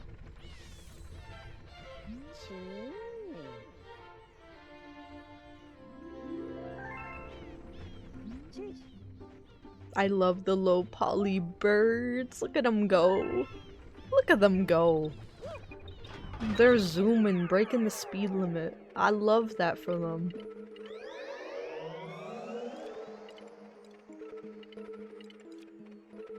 I'm still very impressed with the 7 brew by me, cause like, why did I spend more time at Walgreens? I think it was just the person in front of me had like a complicated thing to sort out.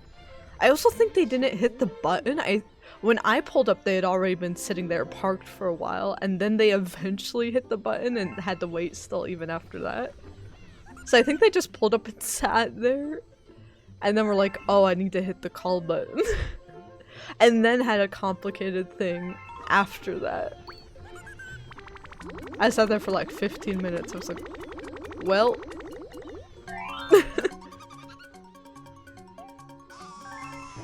But yeah, there's really no hack to like pharmacy stuff. There's no like, oh, if the drive-thru line's long, I'll just go inside. Because if it's long, they're short-staffed anywhere, right? So going inside is going to be even worse, typically. Honey Bloom. I don't remember liking this one too much.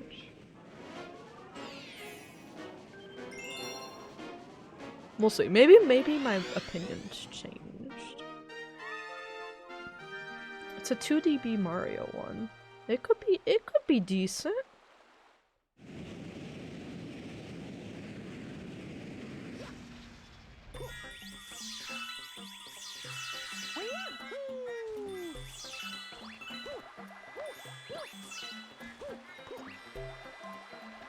Ow! What are with the Goombas today? They've been so mean to me. Oh, I should have gone up more. I do like all the directions you can go in here. B Mario.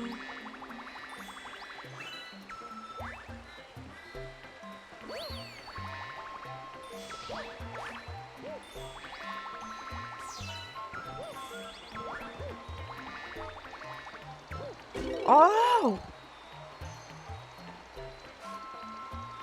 I can get up there. I can get up there. I can get up there.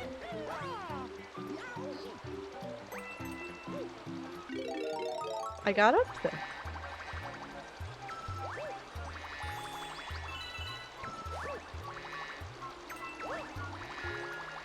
Whee!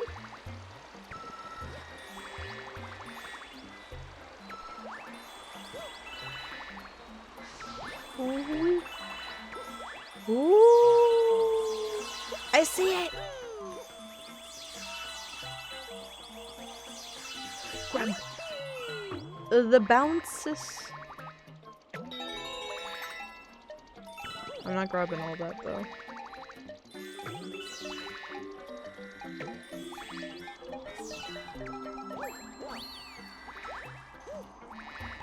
I think it's harder to control in 3D. I get way more frustrated. But you know, I think I do prefer... Okay, there was no reason to do any of that. Ah!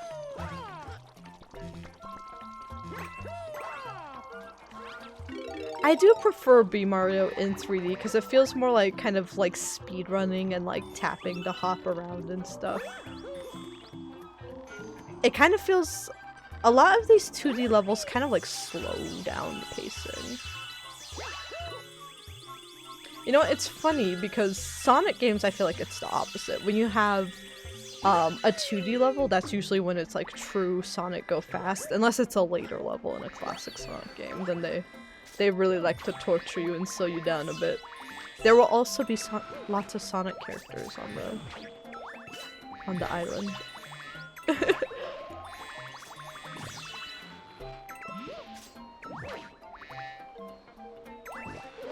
But yeah, I feel like maybe it's just because Unleashed was the last Sonic game we played as well, but they like to do 3D combat sections that kind of slow you down a lot more and kind of lock you in. Again, like the Bloodgate thing where they make you do that before you can advance.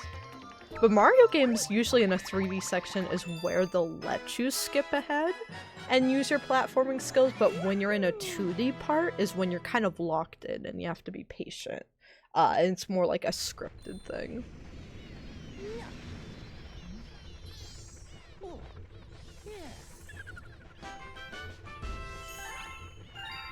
Can we get 13 more stars today? I believe. If it's Peach with one mushroom. Oh, it's a honeybee! Even we couldn't get to the star in Honeybloom Galaxy. Here's your reward. Well, thank you. I mean, if it's a grand award, I'll take it.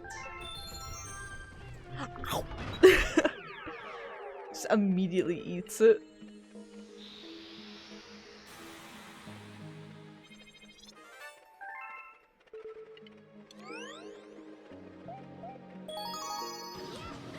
Yahoo! Oh, I hear my cat. The door isn't even fully closed back there and I hear my cat crying. He woke us up this morning with the most pitiful sound. He sat like right on my boyfriend's hair, looked at me, 7 AM, looked me in the eyes, then pointed his mouth up towards the ceiling, just just like full screamed. I don't know how it didn't wake my partner up. And then I checked when we finally got up to see like what was wrong, what was he screaming about. He wanted the bed to himself so he could stretch out. He just wanted us to get up. I don't know if he thought it was a work day and that we were skipping out on work or something. But yeah, we checked his food. His food was full. Why did I do this?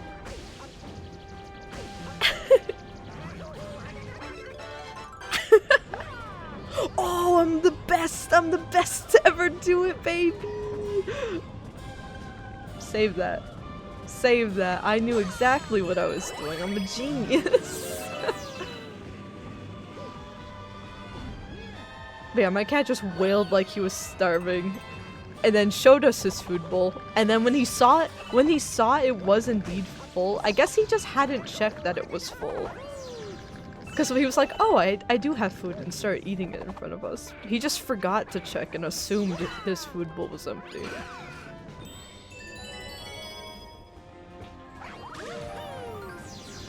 There's never been a cat like my cat.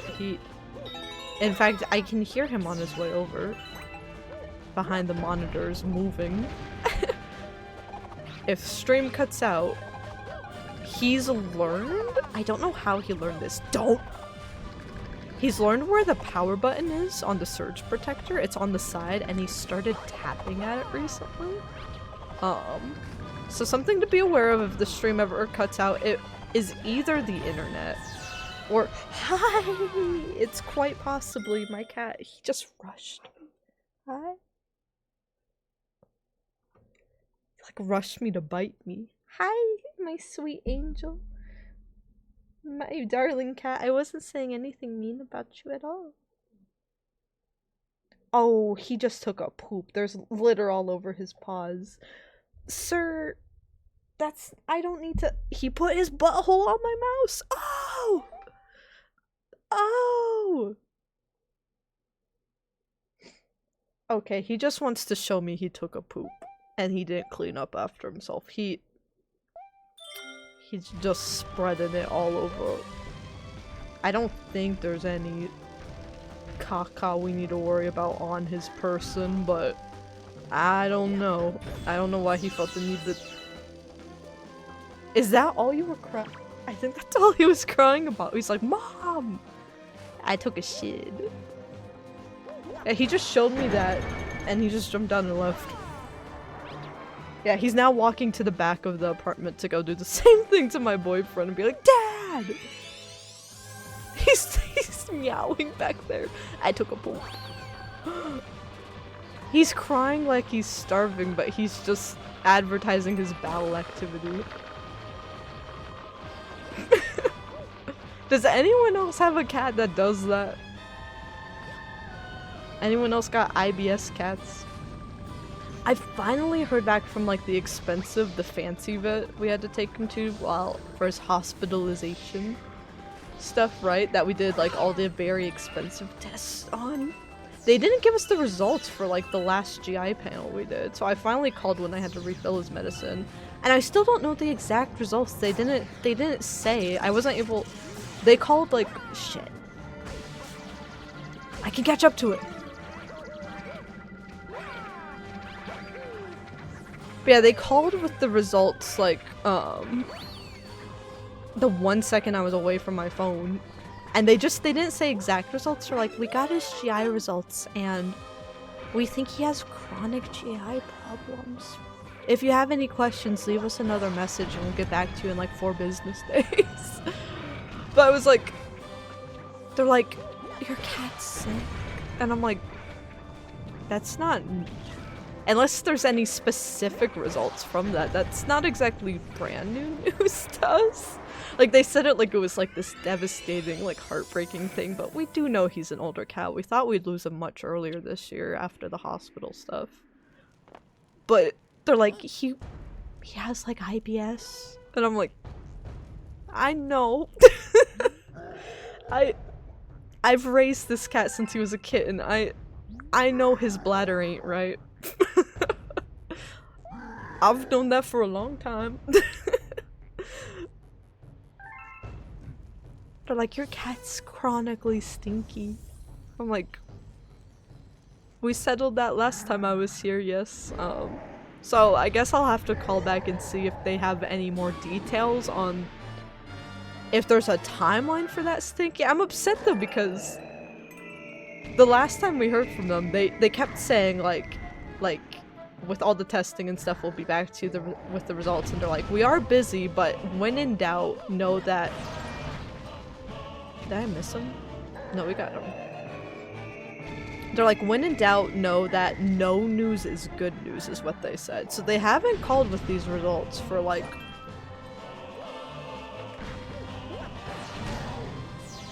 over a month, right? So I'm like, no news is good news. I guess it must be good. And then they're like, oh, by the way, it's bad news. I'm like, huh? What do you... We'll be taking him back to the local vet next month for blood work to see if, like... He seems to be doing better with wet food. On a wet food diet, he seems to be doing much better. So even if he does have chronic stuff, that is gonna go... Like, he's very comfy and very happy right now, and that is our priority, so... I'm gonna get our local vet opinion after some of the other blood work we do next week. No, next month. The coffee's having an effect on me, I think.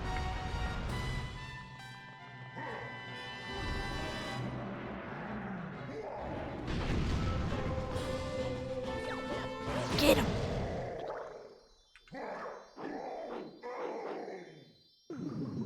But also, I forgot to say hi, Rappy Pappy. By the way, I forgot to say hi because your username's the same color as Flulu's. But hello, hello. And the 4 shots of espresso, I think, are starting to hit me. But hope you've been doing well.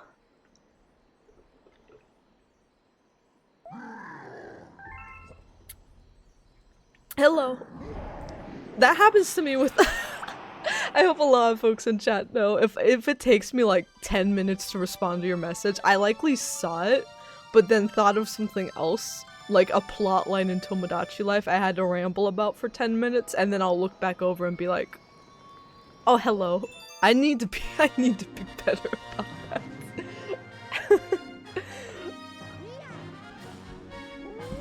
Or I'll look and I'll answer, sometimes I answer the message in my head. And then I look over and I'm like, did I ever say that out loud?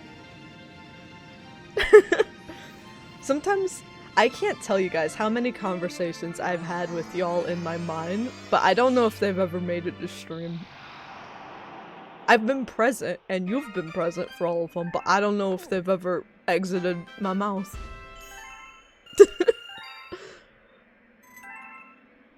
Coffee is crazy.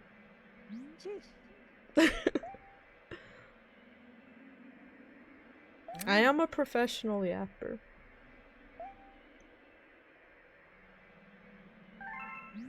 I genuinely, that is a skill. I'm like kind of a professional BSer sometimes. But I learned it's kind of like being able to talk on the spot is an incredibly valuable soft skill. Like I have a lot of social anxiety.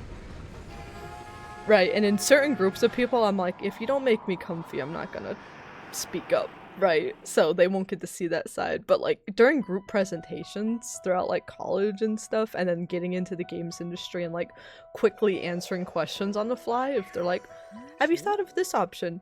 Even if it's something I haven't thought about a lot, I'd be like, yeah, I've considered it, and like, here's how I would approach it. And sometimes I'm just like immediately problem solving on the fly, but I do it in like a calm voice, a calm professional voice to be like, and that would be my answer for that. Yeah, maybe the first time in the day that I've thought about that. I feel like I had to get really good on like group projects in college, not the ones I did with like my friend group that I still have today, but like the ones I did with, y'all know, some group projects you have are a little rough, right? So sometimes, like, I had to know other people's parts of their project for them. Like, because you get judged as a group. There's some harsh grading in college where they're like, yeah, even if someone else messes up, you're getting judged as a group. So you have to cover for all your teammates. So someone would ask a question about, like, someone else's work and be like, how did you do this? Or like, what do you think about that? And they'd look over at me and I would just be like, so what they meant to say was... But hey, I'll say if you're like in school or if you're in a job right now that does that and you're like, gosh, this sucks, like, I can't wait for this to get better in the real world. Unfortunately, the answer is no, it don't. However, the good news is, if you can navigate that earlier in your life and keep improving on that, you're going to become like incredibly valuable to places later on. So many Pokemon weird facts.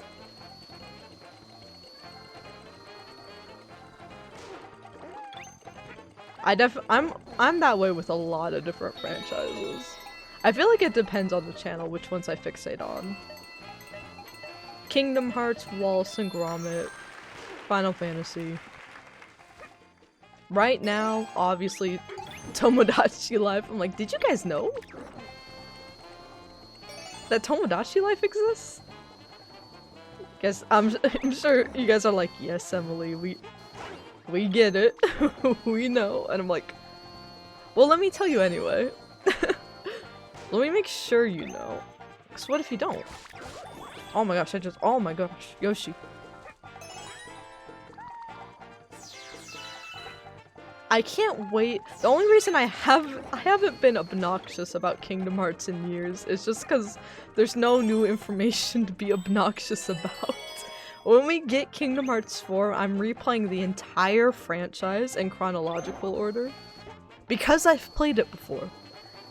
I've said it once, I've said it again. If anyone tells you for a first playthrough to play Kingdom Hearts in chronological order, you need to get a restraining order because they're trying to kill you. They don't like you, and they want to hurt you. But if you've played Kingdom Hearts before, I think it's a fun idea. Same with our follower goal being playing the Zelda games in timeline order.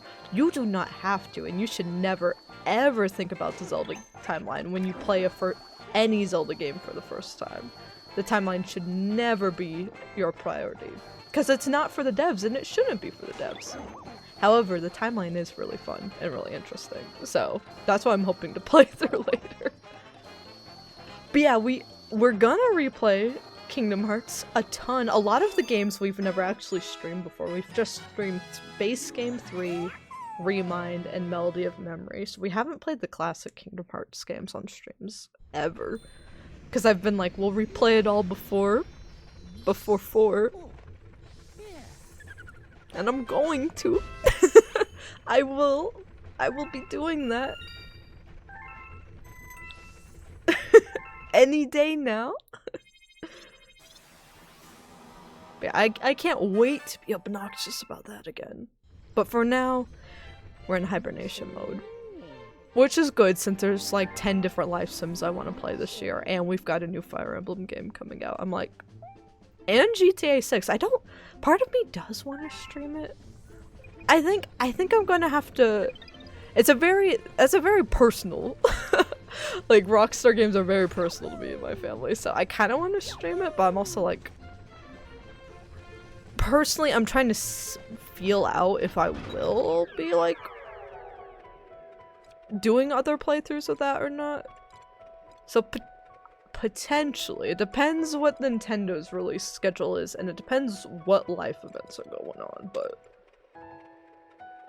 I do want to play some Rockstar games on the channel at some point, because I always talk about how much I love them, I always talk about how much they mean to me, and for my family that watches, I always talk about how, like, funny the mods are, but I've never actually, like, streamed them. We all play when we play them at my parents' place. We've always played them off console, right? So, like, they don't know the full extent of, like, how funny, like, the chaos mods you can do for those games and stuff, too. So I'm like, I feel like I need to do, like, a modded playthrough of some of them so that they can see it. But again, we've got to see. I don't want to overcommit to stuff. We've got to see how the year goes.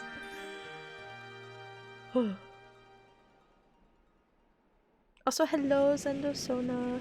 How are you? Yes. This level took me like a few tries to do when I was getting video footage. I'm like, I want to get some video footage of this one. I don't even know if the video footage made it into the final cut because I died so many times that by the time I beat it, I was just like, yeah, I'm ready to go. I'm like, I'm done with this level. I really love the racing levels, and I love like the slide levels, because that ties back to 64, right? So I really do love them, but they even have the slide music. It's so fun. If you mess up once, it's death, though. You know? If you mess up once, death awaits. Okay, not in that particular instance. I overreacted in that one particular circumstance, but you guys gotta believe me.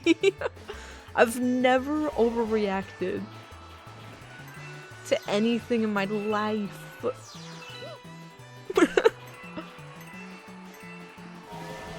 Ooh, ooh. I think it's this part, yeah. It's like the momentum you build there is kind of shaky.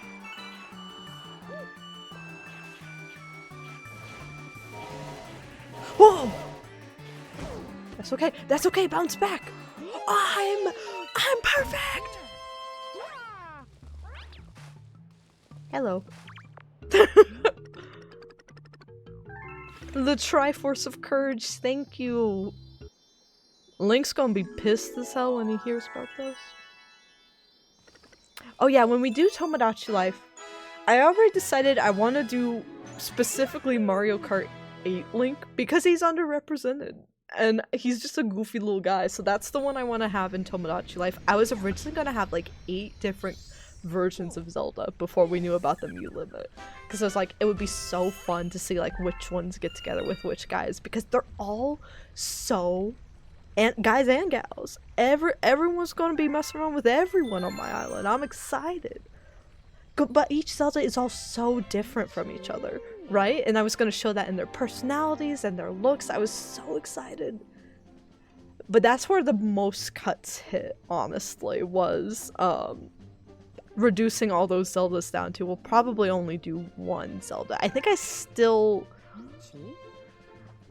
think I want to do Midna and Mifa. They might, if I make additional cuts, they are on the chopping block. But the reason I haven't is because I want there to be a good balance of the ladies to the guys, right? So I'm like, I don't want to disrupt that balance by removing too many ladies. I usually like making girl characters more, so I'm like, if anything, we should be adding more girl characters, right? So I'm like, ask what my boyfriend has to say about that statement. Wait! No, he's excited for me to add all the video game, like Fire Emblem husbands and Sebastian from Stardew. He's excited for me to add all of them because he thinks I'm gonna fumble all of them. He finds it he's finding it very funny, and I'm failing to see the humor in my Mii's pain and suffering and agony. But something about it is funny, and something about that has been like, that's our most popular short right now on the VOD channel. It like blew up. It has like almost, I think 19k views and like over 1,000 likes, maybe closer to 2,000 now. Which isn't like viral numbers, but it's insane for like the numbers that VOD channel does for only being a few months old. See, something about my Mii being tormented is very funny to people, and I don't get the joke.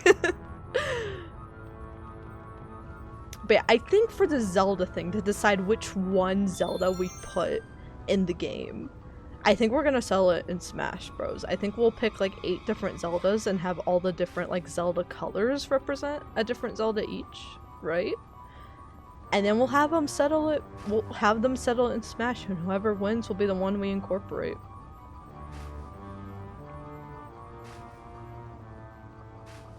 I feel like I'm tempted to make more cuts because I'm like, 10 slots for like couples having kids, I don't mind that. We don't know how frequently they'll be having kids, right? So I don't necessarily mind that, but I'm like, the idea of like having like maybe a chosen one as like the grandkid and having like one, being able to get like a third generation in. I do really want to do that, and I'm like, will we have enough space on our island for there to be a grandkid? So I'm tempted to make a few more cuts. I just don't know where. I don't know where.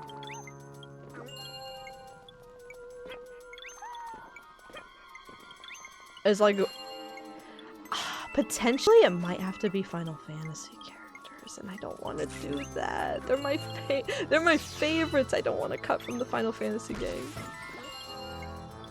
But there's also there are still a lot of like meme characters and kind of extra characters, but I feel like if anything, those are like super important to have, right? Like, we're gonna have Wallace from Wallace and Gromit, we're gonna have Elphaba and Galinda, of course. We're gonna have some of the SpongeBob characters because they were side characters. Not even side characters, background characters in Sims 4, but then they made themselves part of the lore for some reason, so they're gonna return. I am gonna make a Mii. I'll wait to do it on like the first Saturday stream of Tomodachi Life, since those tend to be a bit busier in chat. But I am gonna make a Mii of chat and have it, I'm not sure how I'm gonna design you guys quite yet, but I am gonna make a Mii of chat and have you guys join the island as well. So yeah, there's like a bunch of miscellaneous ideas where it's like Michael Myers in the Phantom of the Opera, where it's like, okay, they're not really that established in our channel lore, we don't need to add them, but I'm like, the one-off characters I think are gonna be some of the funniest. Like, imagine Mii's having a conversation, and then Michael Myers is just walking around in the background, just hiding behind buildings and stuff.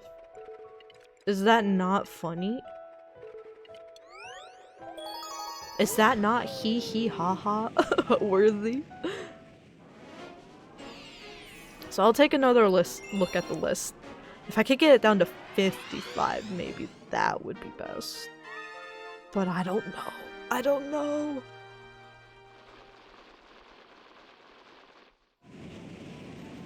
Or maybe we'll have to do something where, like, once the island's full, but people still wanna... No, I'll handle this, Luigi. Once the island's full, but people still wanna have kids, we might have to, like... whatever Miis are the least popular, maybe we'll sacrifice them. You think that would be fun to do?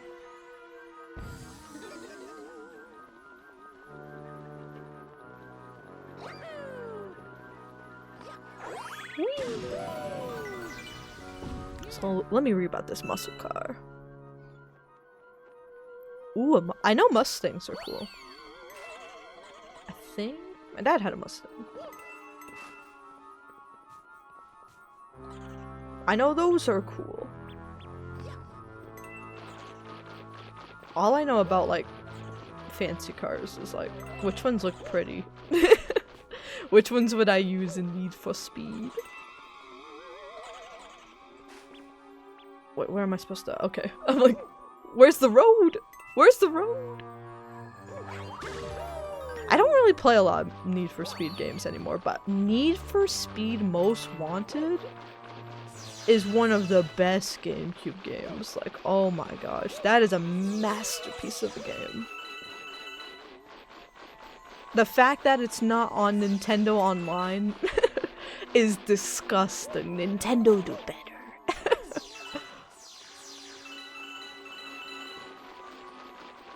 I'm like, racing games are alright, and then be like, oh, so you don't like Need for Speed? I'm like, not really, and be like, oh, you don't like Need for Speed Most Wanted? I'm like, I never said that. How dare you? I don't play about- ooh. I don't play about that one. I forget what it's called. There's the one that's like, Cops and Robbers, kind of also, and has like a multiplayer mode that my sister and I would play a lot, but for the story and for the world, I don't think there's been a better racing world. Honestly, like, a lot of racing games like to do the open world thing now, but I really feel like Most Wanted was ahead of its time with it. It had one, it was a lot smaller than a lot of modern ones now, but I think that made it way more polished. my favorite thing about the mechanics is like, so you get wanted levels like you do in GTA or something, right? But like, as you lose the cops, there's different little spots and they're lit up on the map, but you can also find them naturally. There's little cooldown zones where you can hide. So you might see an abandoned building, or you might see like a parking garage, or you might see like a side street and pull into a cooldown zone. But even outside of the designated cooldown zones, you could still try to find a spot, and naturally, if the police don't see you with their AI, then it will naturally deteriorate over time. And then, oh my gosh, they have this thing with the cars, why it's most wanted, right? Is you keep street racing and every time you beat someone, you steal their car. You get their car, but you need a lot of cars. Because if you get like 5 stars wanted, even if you get away, you now start every time you drive with that car with 5 stars wanted from the get-go, right? So like, a cop might just see you and lock on, or the next time you do something illegal, it might immediately become super intense. So you might want to, if you swap your car out and let it cool down in the garage, it will naturally have its default like star wanted rating decline as well. So a car might be too hot to take out and do a ride on. Oh, it's so cool. Why don't I want to play a racing game right now? Is it just because I did a slide level?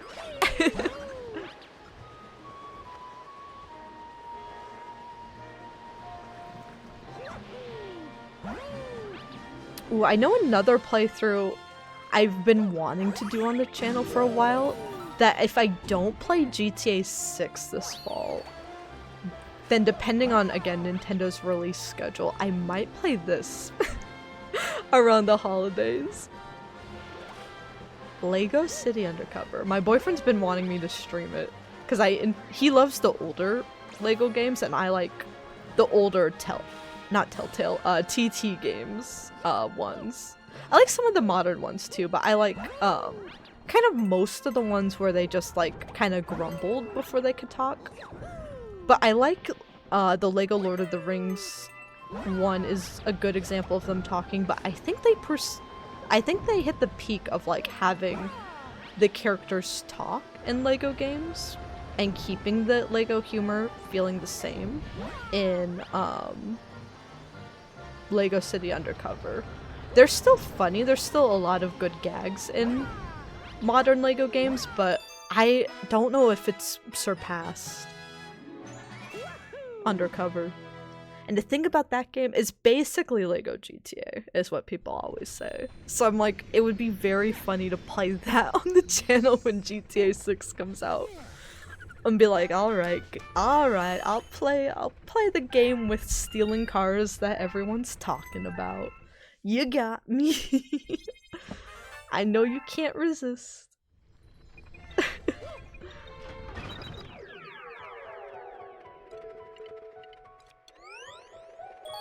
But yeah, it's such a fun game. So yeah, I've started a lot of playthroughs of it, but I haven't done a full playthrough in a long time. I think that I want the next time I do a full playthrough of that game to be on stream, for sure.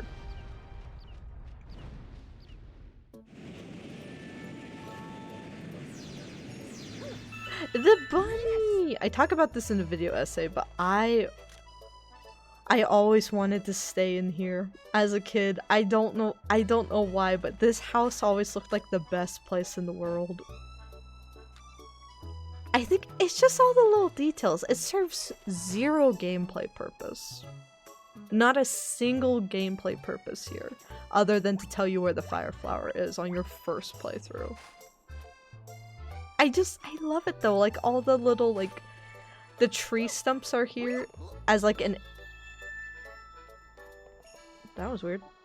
The tree stumps are here as an interactable, but also it's like, he cut down the trees to make like this little log pile here so that he can stay warm inside his house, and he's in there. You can talk to him. He's too scared because someone like trespassed and built a Goomba snowman on his by his house. He's terrified. It's just, it's so cute. Like making, here's the thing, also like modeling a little house like that. There's a lot of things like that in like modern game dev where it's like, well, it has no gameplay purpose. It doesn't teach anything to the player. Why would we waste time like making that if we can only use it once and it doesn't serve any purpose? Like there's no it's very easy to argue there's no reason to make it. But I really love games where there's just things that don't serve a purpose, but it makes you happy for like a split second. It's just cute. I understand why it's not. Those kind of aren't in a lot of busier games because video games are a lot of work. There's a lot of late nights. But also that's some of the most rewarding stuff in games is when you just do something weird. Oops. Is when you just do something weird and it's like, hey, I wonder what will happen if I did this.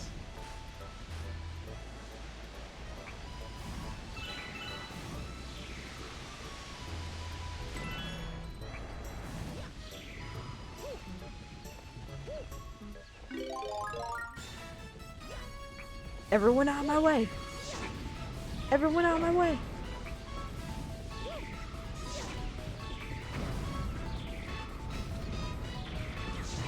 Kill him! Get away from me! They're all gonna jump me! Get away from me! Piece of cake. I think this is the galaxy with the chimp challenge later on. That's a bit more complicated. I think my favorite worlds throughout this game are worlds 2 and 3 though. These are the galaxies I remember the most when I think of just Super Mario Galaxy in general. Like there's a lot of these that I thought were in Galaxy 1 that I forgot, no, they're actually in 2.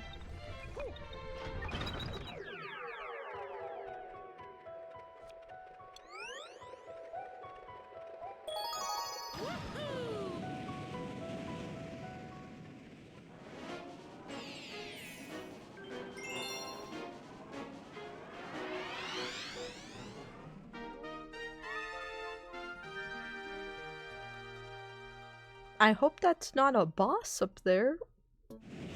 Secretly hibernating in disguise. That would be horrible. Okay, what's your problem now? Someone said there's a monster out there. I can't go outside. Bro is never gonna leave his house again. Also, this map's so fun for the having you use the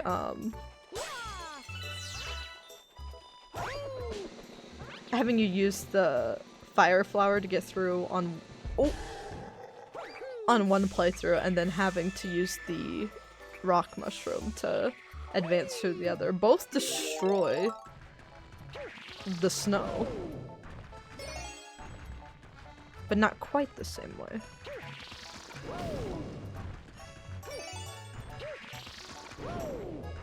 What? I don't think it'll be in any of these. Or any of those, apparently. Let's try you. We'll get to that later. You're a secret surprise for later. I wish you could roll up this hill though. It's a little too steep. I really like the wood here to show you what the walkable path is, since the other side is too steep. That's a good example of environment art and level design going, we see each other. That's a great example of level design being like, hey, I want players to only be able to walk up this way, and art to be like, well, it's all snow, so it's all gonna look the same. And whoever idea it was just to reach that solution of, well, we'll have a mesh, like some additional snowed over stairs so it does all still fit and make sense, but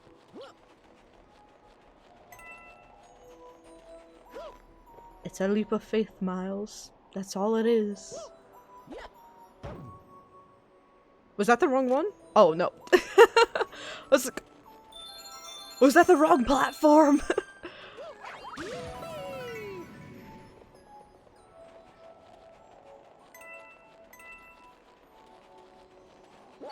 Yeah, I like little polished things like that.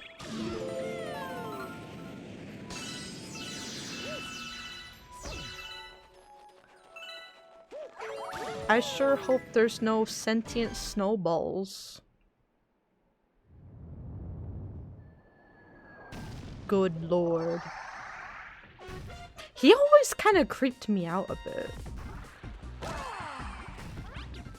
I think it's that initial, like, roll he does. Kind of freaked me out.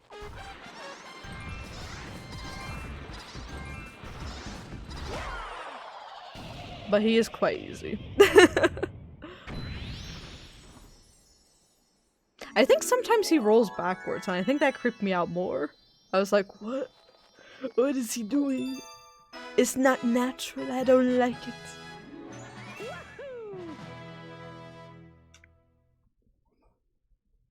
Hopefully the internet holds up because weather's getting a bit stormy again out there. Weirdly enough, the air internet sometimes does better during a storm, and then it's after the storm that it will be like, goodbye. It will be like a sunny day and it will be like, no, I don't have it in me anymore. I must go. Oh god, it's this one. This one's not that bad. I can do this one first try.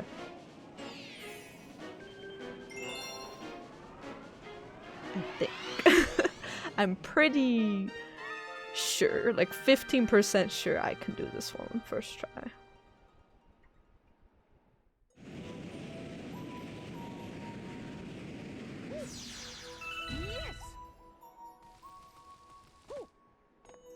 No, I don't want a tutorial.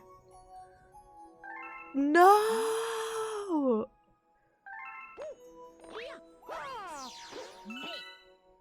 I know what to do.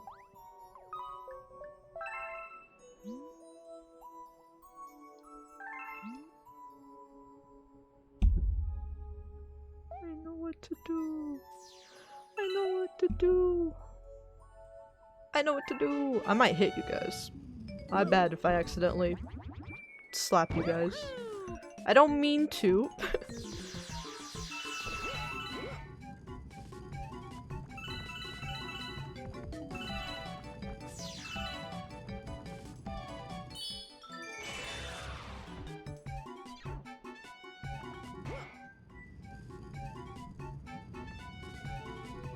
I do like how the music speeds up.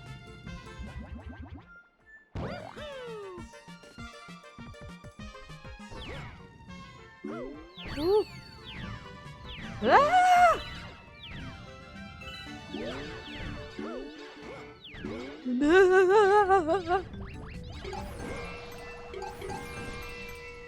No one move! No one!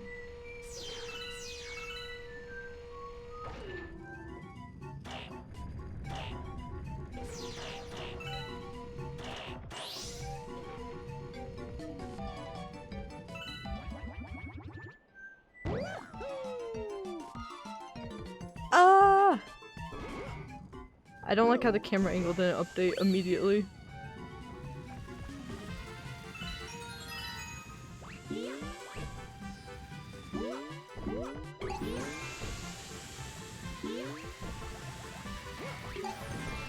Ooh.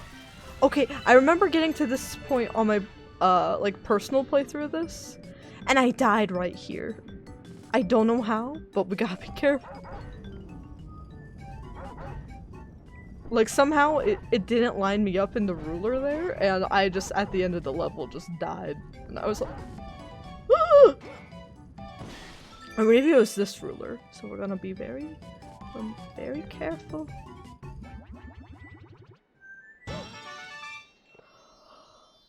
I told you guys we would do it.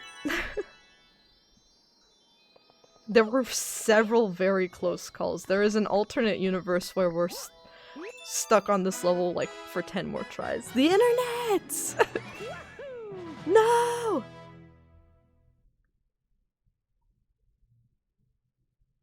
Internet, come back. Internet, come back.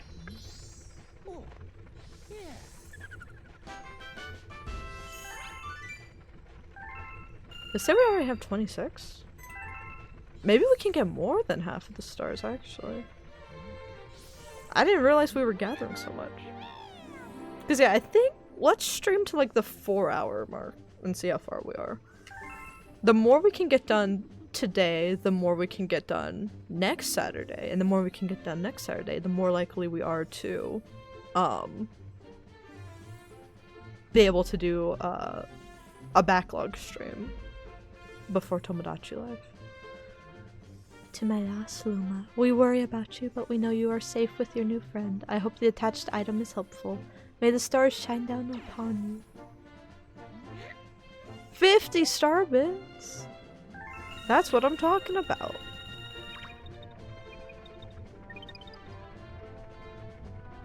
What just happened to the— okay, I think the internet's coming back. It just had a— okay, we should be back. It just had a horrendous— yeah, welcome back everybody. I don't know what happened. If I look— I'm gonna look back at the router right now. It's gonna be like perfectly fine. It's all green. Nobody lies to me the way my my router do. 28 stars. So we need to do some coin stars is what I'm hearing. We should be a little better now.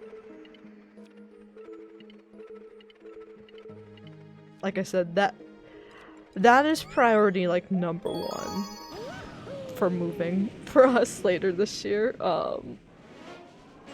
Is stable internet. And that's the tough part too, is like even the fiber internet out here, it's really fast for the same price as what I'm paying for both the 2 different internet providers right now. I could get like the like max like ultra speed like several gigabyte plan just for my streaming setup, and you would think, my god, she'll be able to stream anything, right? You would think that, but at the same time, it's like, oh, and there it goes again. Yeah, at the same time, it's like, fiber internet around here still goes down often. And there's just nothing— it just fully goes down, so there's nothing you can do about it. So yeah, I'm sorry about the lagging, folks.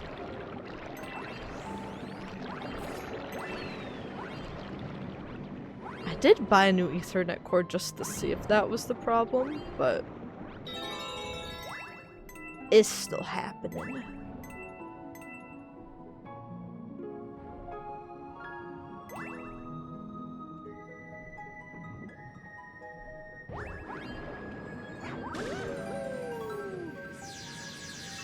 Where we get all these coins at? 'Cause he wants like 2 billion or something. Mario! Mario! Mario! Mario! Mario! Mario! Mario! Mario! He— oh my god.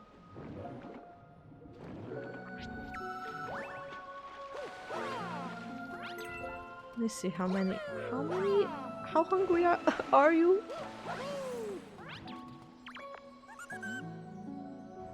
Oh, only 15? No. Okay, we can find 4 more. In fact, let me— well, there's 1 more.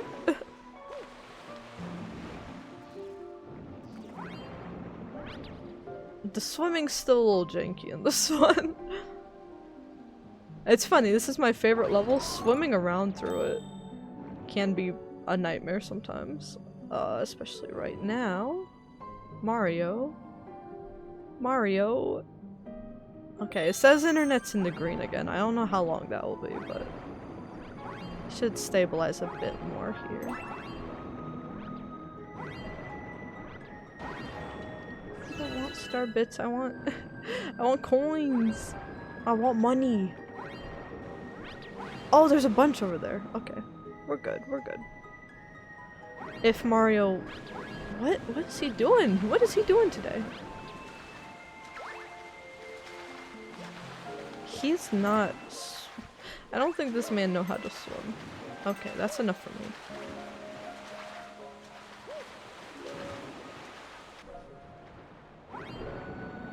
I forget, this bonus star probably has swimming in it. More swimming. So maybe this was a bad idea, but we need the stars. I'm so hungry. Here you go. Here you go, bub.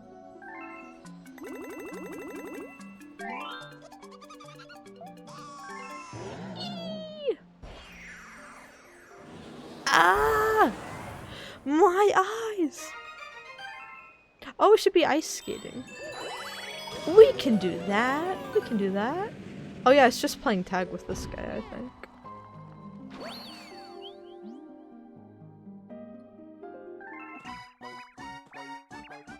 Yeah, you have fun. You do that. Let me make it unfair. Woo!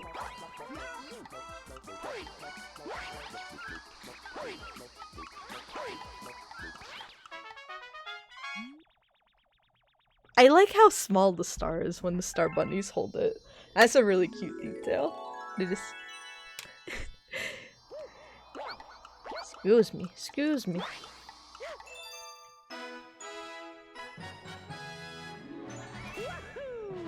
I got a star. Me.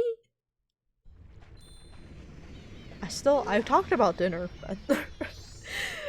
a few galaxies ago, and I still didn't settle on what I'm gonna make tonight, though.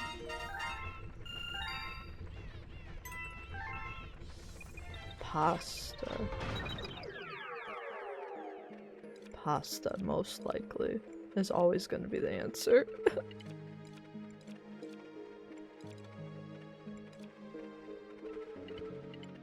I think I know where to get the coins we need for this guy. Who's practicing a 3-point turn right now in the... And they drove straight through a dirty puddle. I gotta mind my business. I see some of the worst driving I've ever seen in my life at this little, like, intersection by me. It's not a busy intersection at all. I don't even...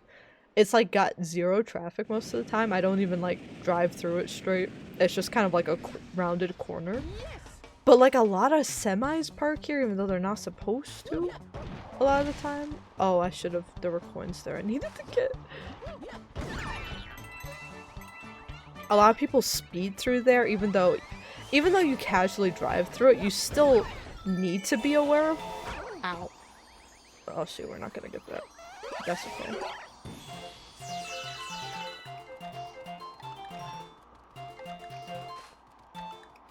I'm just gonna let be. We did our best. A lot of people speed through there, a lot of people like burn out there for some reason. I was trying to like leave the other day and there was like a semi backing up and like they kept getting the distance wrong, so they were blocking the entire exit out of the neighborhood. I was like 70 coins.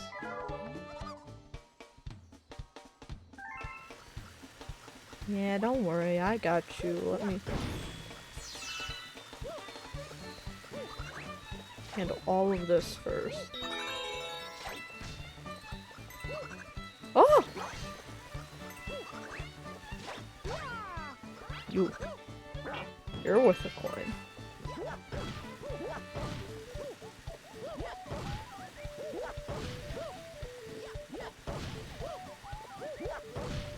that settled. Actually, I didn't need to do that. I just did that for the fun of it. I just couldn't help myself.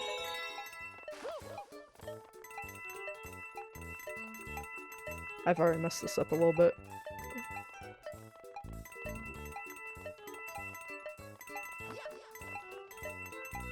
No, I didn't. No, I didn't. I'm a genius. I think that's... You said 60, right?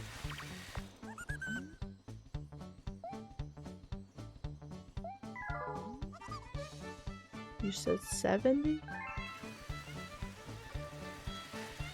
Hold on a second. Don't tell me because I forgot that box at the beginning. I'm like soft locked out of it now. No! There has to be more. No! I missed one box. Oh! Oh, thank you. Ooh, I got so sad. I was like, no. Oh, yummy. Eee! I will say about the movie, the Lumas are super cute. I wish they would have done a little more with them, but they are like little babies in the movie, and I can't resist that. I can't resist that. They're just little babies, and they're really fun. They kind of steal the show every time they're on screen, as they should, as they should.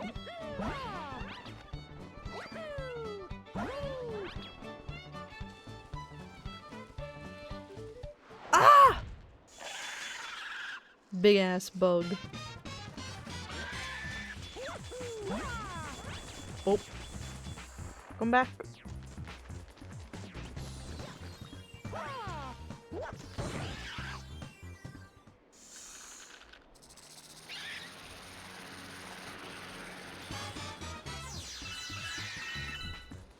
I don't know why Mario's tormenting all these creatures.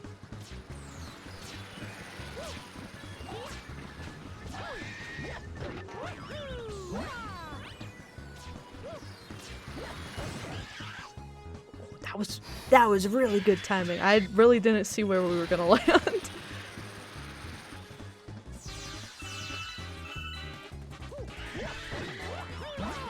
Man, don't cheat like that. Come back.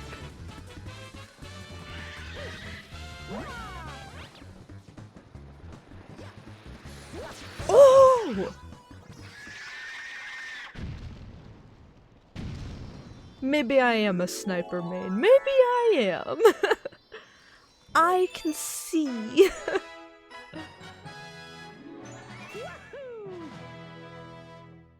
Alright, so now we should have enough to go complete World 3, and we'll spend... Yeah, we'll spend like the next half hour figuring out if we want... how far we can get with other stars. I want to get as many as we can. Set us up for next weekend.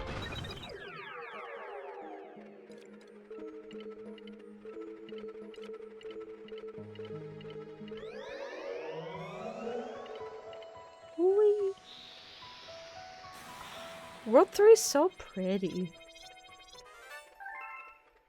I usually feel like World 3 and like most Mario games is usually like some sort of ethereal feeling place. They do that again for a lot of like later worlds or like secret worlds in Mario games, but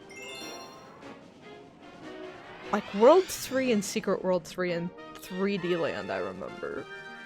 I also just really love the music in that. I remember that being my favorite.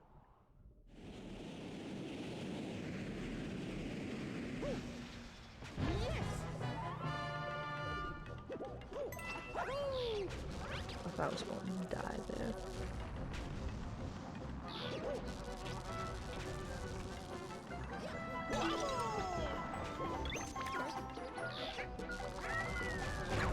Yoshi! Stay with me, Yoshi! Okay, he didn't. Woo! These little guys are so annoying. They're kind of like a... I shoot him towards you. Uh-huh. Oh.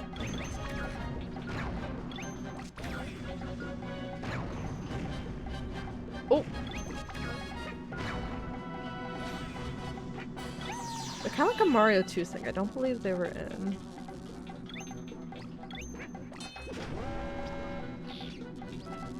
Galaxy one.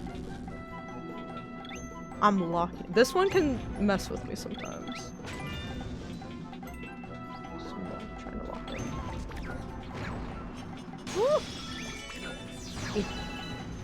it.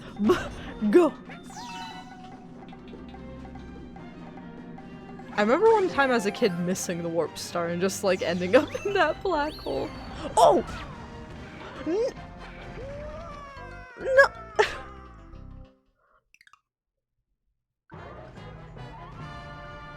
Let's try that again. Thank you, checkpoint. I don't know what. I don't know what Yoshi's doing right now. I do remember this was a tricky one for me as a kid.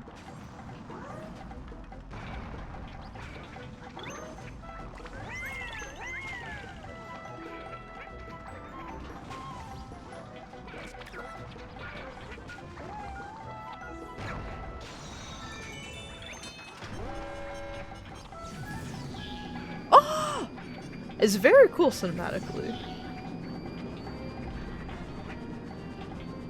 It's very scary. It is a lot.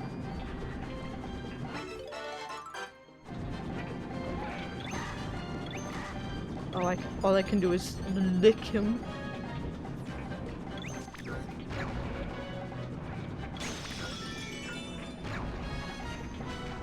Oh, stop it.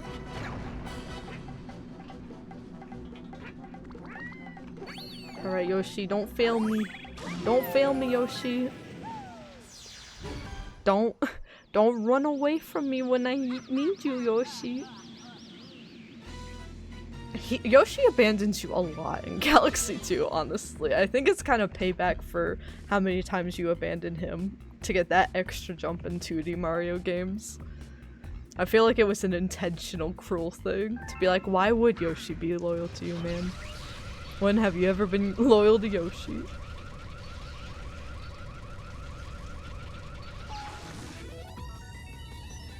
It's the robot booby fight.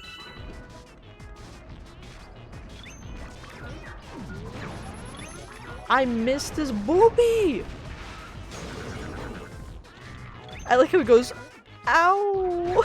He grabs him.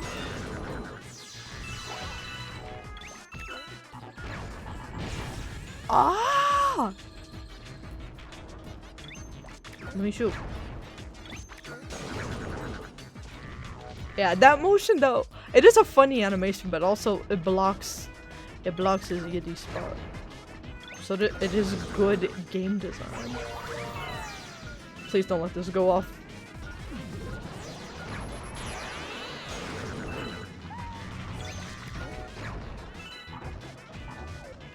No, that's not fair. That's not fair.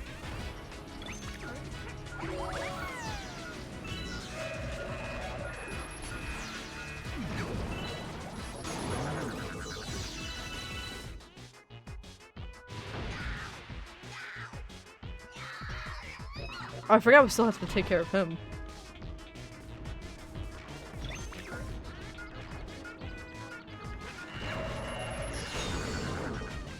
Did I hit him? I just sent that. Just no intent in my in my mind. In my mind, there was not a thought process in there. I was just like, I'm gonna jump and see if it. No, Yoshi! Yoshi, come back! Okay, that's where I'm supposed to hit him.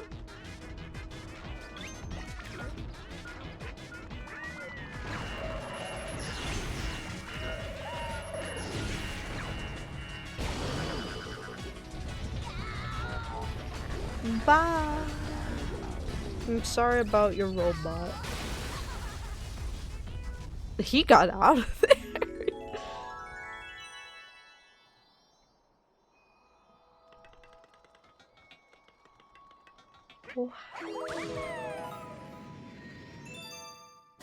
Imagine if I just ditched Yoshi midair there.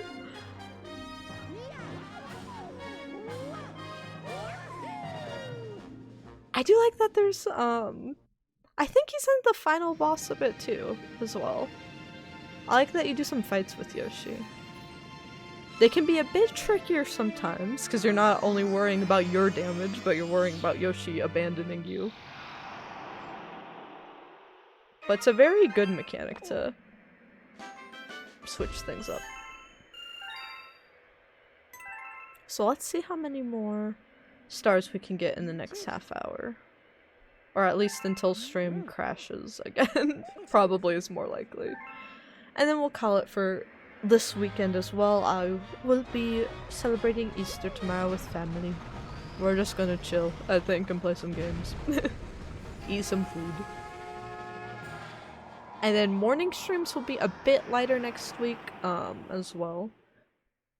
I'm going to, instead of doing Miitopia, we'll just cut it down to one Miitopia stream, because I don't want to get, like, too super invested, but I do want to retouch on the original lore of the characters. So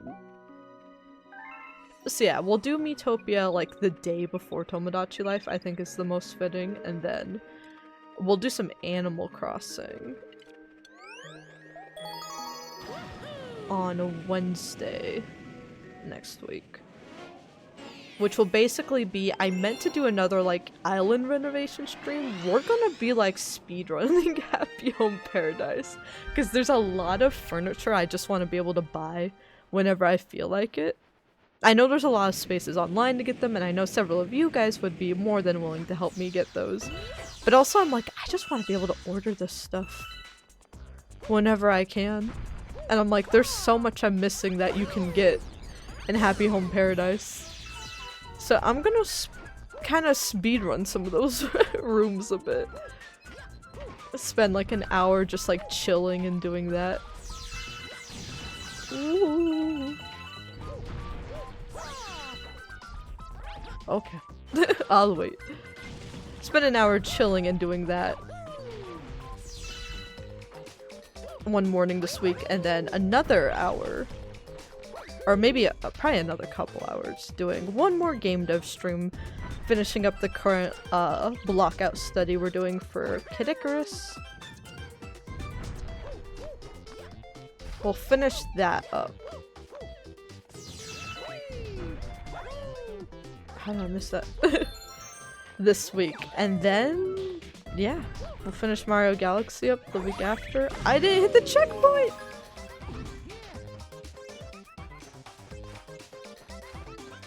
And then it's all Tomodachi Life for a month. I'm so excited! But yeah, the schedule is mostly up to date, but at least the days we're streaming are up on Discord, and then fully up to date on Twitch as well. And if Tomodachi Life isn't your thing, don't worry, because we'll still have video essays coming out, and then we will be working our way back to the variety schedule in May. And game dev streams will be back in June, most likely, is when I think I'll resume those.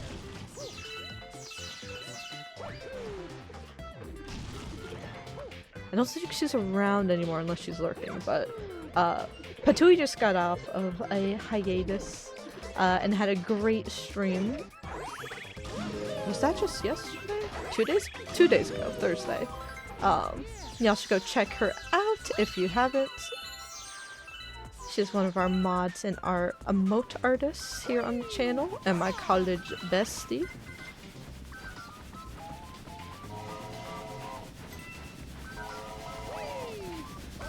No!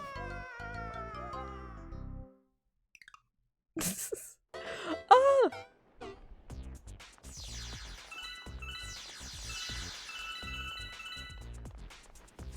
Where was I going with that? Where was I going with that? But yeah, she said something about like burnout that I think really struck me, which is why I want to still frequently joking. I want to still frequently do the game dev streams, but what we're gonna try is like doing them in chunks. So we'll spend a couple weeks streaming them weekly, like I've tried to do. We've just had some sickness and internet problems get in the way. But we're still gonna finish this first pass on this block out now. Then I think we'll do some like lighter work, shorter chill streams, but still keep doing them throughout. They're pissing me off. But still keep doing them throughout the summer. Though depending on my workload at work, we might have to take an extended break from that. But yeah, I'd like to do another block out whenever we get 3DS capture card and like actually look at what maps we want to recreate from the 3DS or at other DS games even. As well, from that, I want to do something like completely unique and completely different from Blacktober, but all in all kind of keeping it to just 2 or 3 chunks of game dev streams throughout the year and taking a breather throughout. But I want to make sure it's stuff that I want to do. I'm trying to think less of... It's hard because the industry part of me is like, I need portfolio content, I need portfolio... Ooh! I need portfolio content, I need portfolio content, but... The creative part of me is like, I just want to kind of research stuff and develop new skills, even if it won't necessarily help me right now. I just want to do whatever I want to do, you know, with game development at the moment. Because I think I'm definitely heading down a burnout route. And what she had said on her stream was something like, I've been making art for other people for 10 years. And it kind of just hit me one day that I wasn't making it for myself anymore. And I think unfortunately I'm starting to feel that way some days with level design, which is hard because that's why I started the channel, was to talk about game design. I started this channel before I ever got into the industry, and I've kept it up ever since being in it. I've kept it up throughout layoffs, I kept it up when I was in AAA, I've kept it up now being on the indie scene again. So yeah, being a level designer is like a huge part of my personality, a gigantic chunk of it. So to say like, I haven't level designed something for me in a while, it feels like. Even the Kid Icarus stuff, I'm like, I want to make sure I'm doing this so that I'm not rusty on my blockout skills. And like keeping up with Unreal Engine 5 and making sure I'm up to date with what that editor can do. Like, it still is all research based, less than me being like, oh, I just want to do this. So I'm hoping giving more breaks between stuff will help me maybe hit a point where I'm like, maybe by Blocktober it's like, I think I want to do this. I'm hoping to have that realization again, because yeah, obviously I got to keep level designing and stuff for my job, and I obviously want to keep developing some extra skills over the summer and finish this block out, because I am having a fun time with it, but I feel burnout creeping up on the horizon. So I want to see if like doing the game dev streams in chunks helps a bit with that. I'm finding a lot of fulfillment game design wise in talking about it through the video essays right now. Actually, it feels a little like I'm like, well, I don't want to just be all talk and no do, right? Like take no actions, make no stuff on my own anymore. But doing the level design stuff and just talking about it on YouTube, which the main channel, if you guys missed it, hit 500 subscribers over there, which is really great. So yeah, I'm hoping to just make sure to do stuff. That's kind of why I changed some of the Twitch subscriber perks as well and toned them down, is to make sure I don't burn myself out now and I find what is like super fulfilling. And right now, what's super fulfilling for me is just like doing these streams with you guys and making video content for you guys as well. I just want to make sure I'm taking my time with it. But this has been like very fulfilling creatively for me. Now let's read the storybook. I have not read this yet. I've seen some people like talk about it and some little bits of it online, but I've never actually gotten the storybook because I just bought Galaxy 2 and only played like halfway through it to get video footage of it here on the Switch. So I'm excited. I'm sure it will be a very happy story. A long time ago, there were twin star children named Mari and Lou.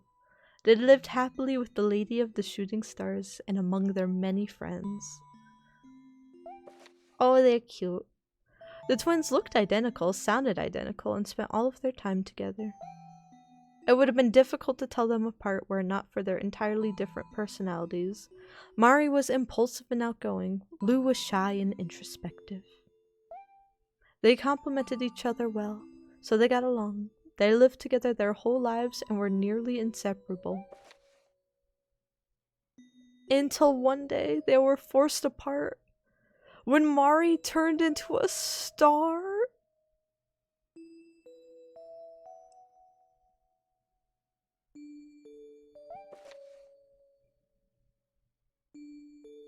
In the blink of an eye, she shrunk down small and then burst into light. She left only stardust in her wake.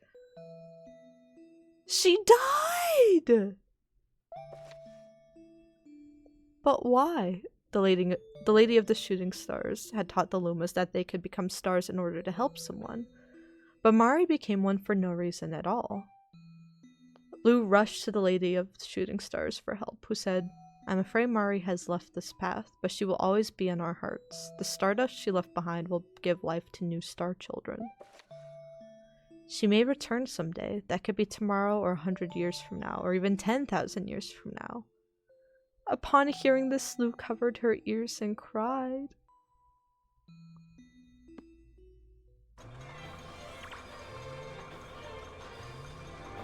What? What did I just read?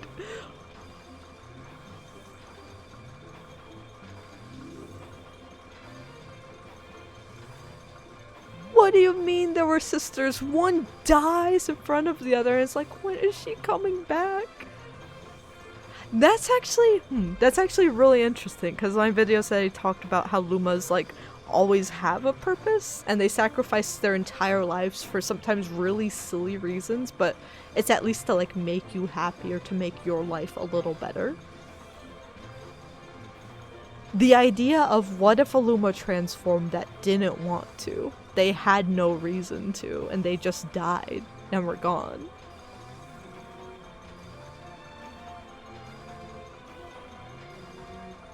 That's messing with me a little bit.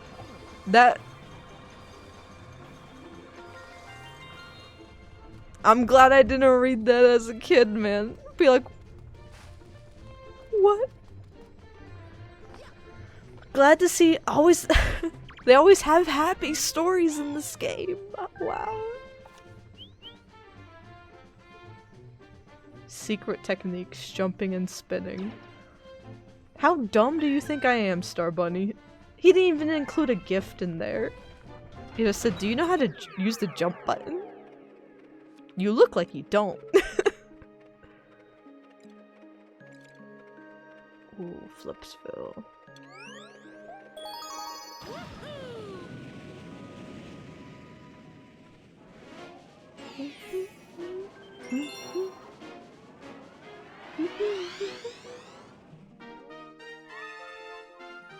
I wonder where the next milestones for the storybook are.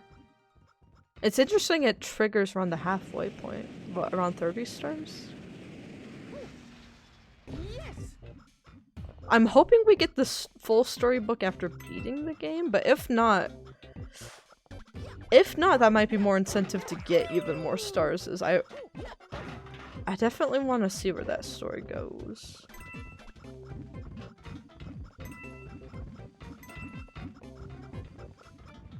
Oh, I missed him. I missed him.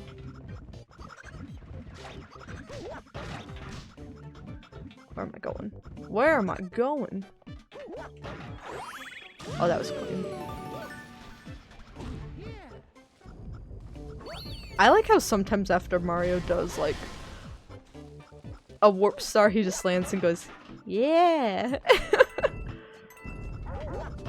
Oh! Do it again. Uh-oh, I'm in danger. Hold on. Oh! Oh no, I'm in danger again. Mario!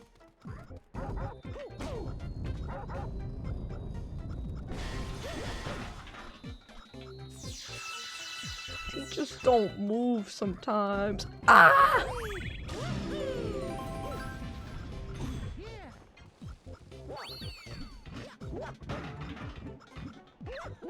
I just wanted to kill him. I just wanted to kill him and get a coin. Oh, I need the other way. My bad.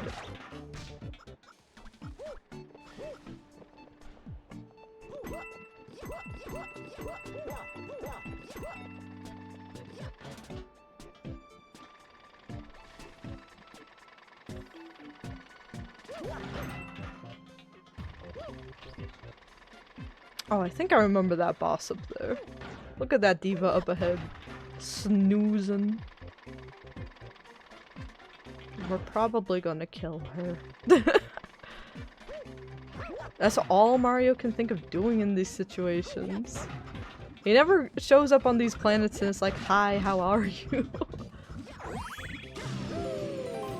He's such a violent individual. Woo! Hi, how are you? Look like they're from A Bug's Life or something.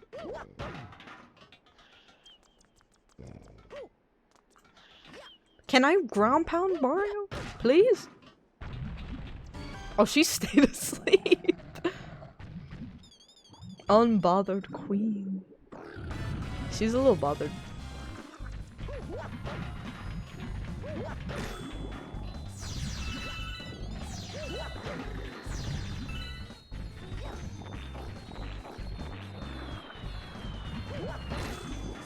Ooh. Do it again, do it again.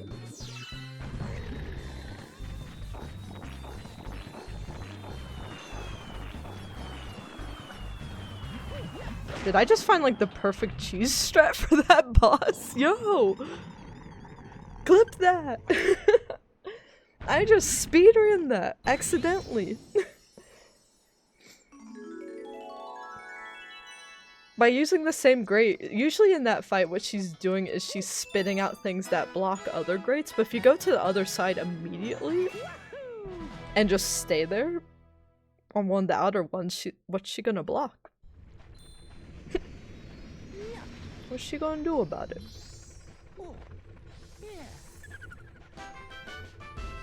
Oh my god, seeing those two Lumas over there talking after reading the storybook has me sick. They're so happy. They're so happy. A letter for the baby. You mean young master. If you're ever feeling alone, just know that your friends are behind you. Is there more money? Yay! Yay! More money for the baby. Child support came in.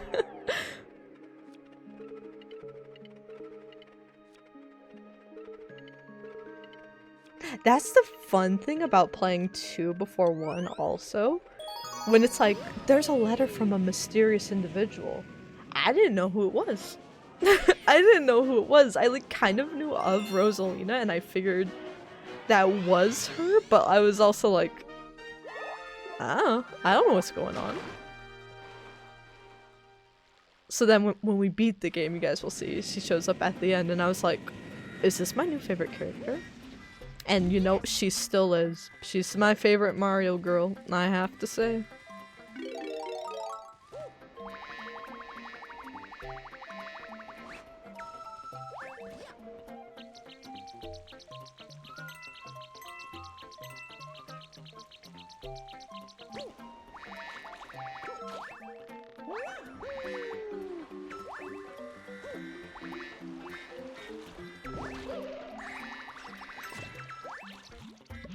Get that out of here. Get that nasty hydration out of here. Big on water.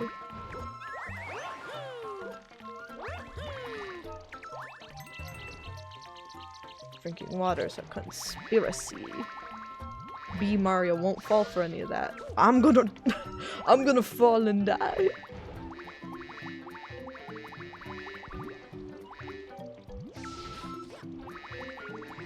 Oh. Oh!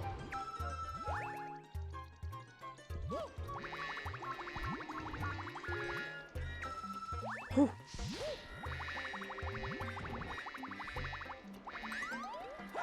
Mario! God!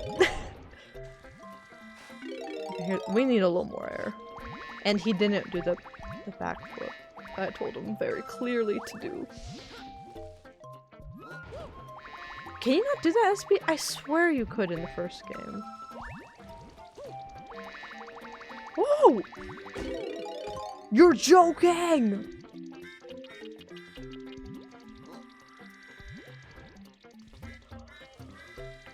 Why did I come here?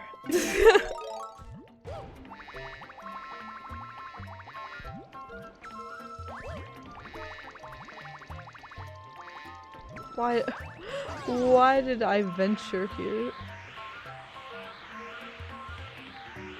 I miss Cloud Mario.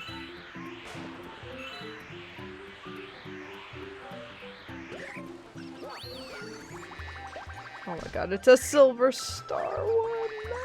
No! If they give you one of these in a level, you know it's over.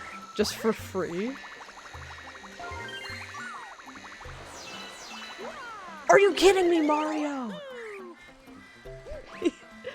we might have to get to the point where we wrap up stream soon, because I can't deal with Mario anymore.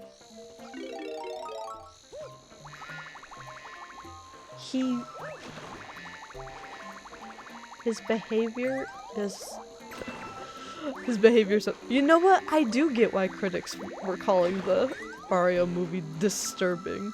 Maybe they just played a little bit of Galaxy 2 beforehand. They're like, I'm disturbed. Oh!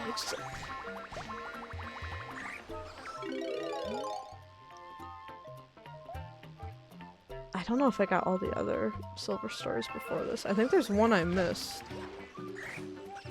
Or two I missed, because there's gonna be one up there. We've gotta go back. We've gotta go back. Oh, there's one down there. Perfect.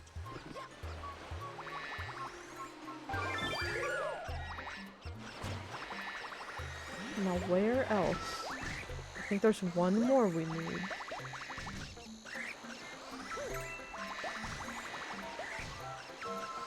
Where are you? It's over there? Is that just a bonus thing? I guess we'll never know. I think what I want to do for the rest of the stream today is carve a path out and see how many stars we need to beat this world. And then we'll wrap it up after that. Is there a star over here? Are you serious? Oh, there's...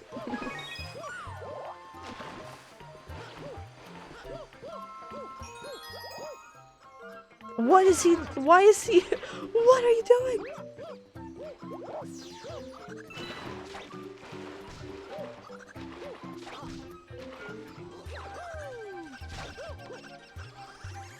We're in the second half of the game's levels, which are becoming increasingly not difficult necessarily, but unfair sometimes. Where all they do is they're like, best I can do is give you a mushroom. Best I can do is give you 3 more hits. That's all I got.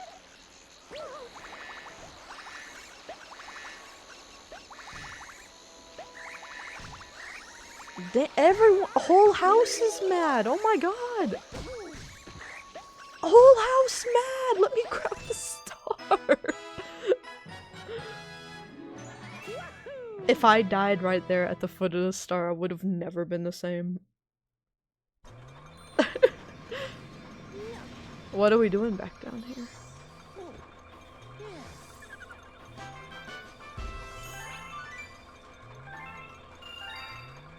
Hi, Lubba. Ooh. Did we get the bee mushroom now? I thought we did a Bee Mario level. I guess we didn't bring it back. Have fun with your unusual toy there. I ain't judging. What do you think I'm using that for? Lubba?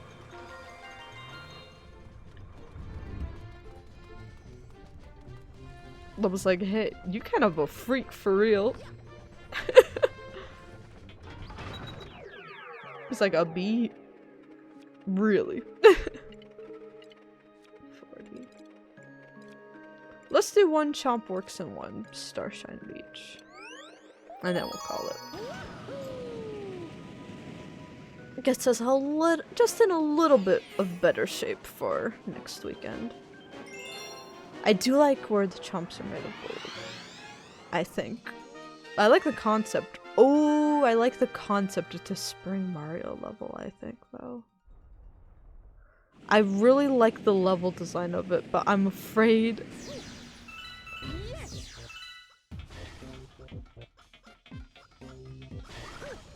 Or is it not? If it's not a Spring Mario level, best level ever. If this does end up being a Spring Mario level, horribly tragic.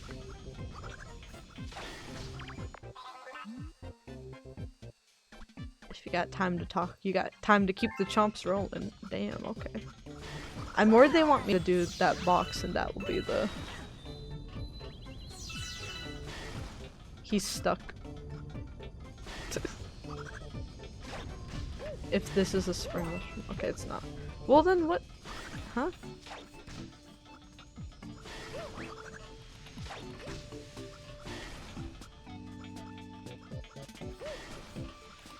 Do I have to stand on this longer?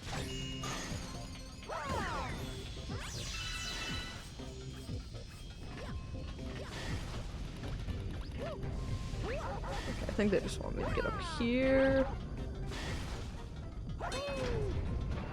I mean, I guess that goes for most levels in the Mario Galaxy game. If you can do it without Spring Mario, fantastic. Perfect level. If you need Spring Mario, I don't wanna... I don't wanna.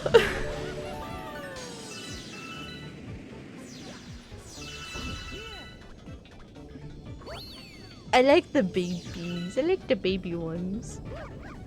Ow. I mostly like them.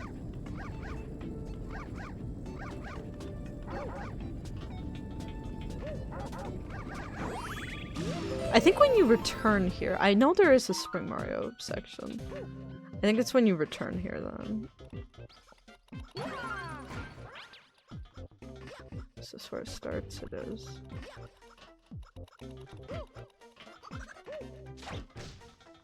Oh, I need to hit the switch first.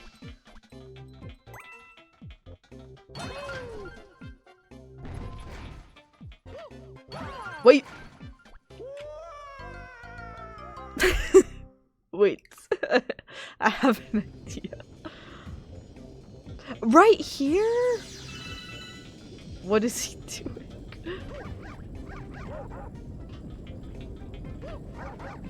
What was he cooking? I don't know why randomly halfway through the game it's like, did you know you can use your spin attack on stuff? I guess technically the switch, the flip switch, I did it again, I accidentally shook the... I guess technically that one's optional, so this could be your first time on the crit path experiencing this. But it is weird since it's, again, halfway through the game. There's a lot more force tutorials in this one than there is in the first game, for better and worse.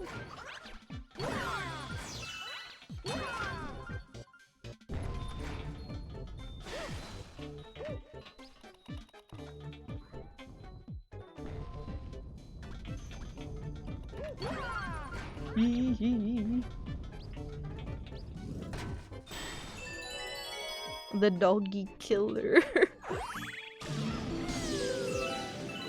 Actually, what's the purpose of this factory? It's to manufacture chain chomps, but then they have the disposal site.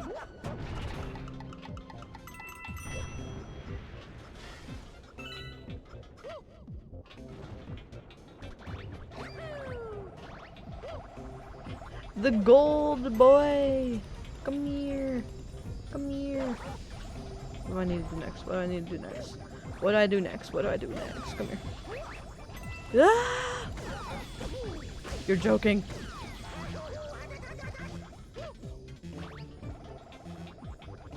Don't you touch me. I'll shoot you.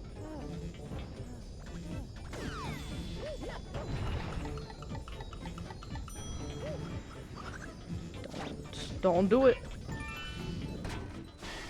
Yay!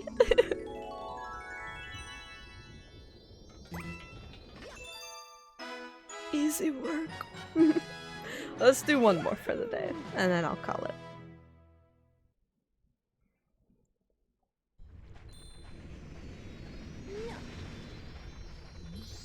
Then I've got cookies to finish icing. Yeah, I'll send you guys some pictures of it. Actually, the Cookie Corner channel's been bare because I actually haven't, like, baked a lot since that cookie stream at the start of the year, because, again, we had cookies from 5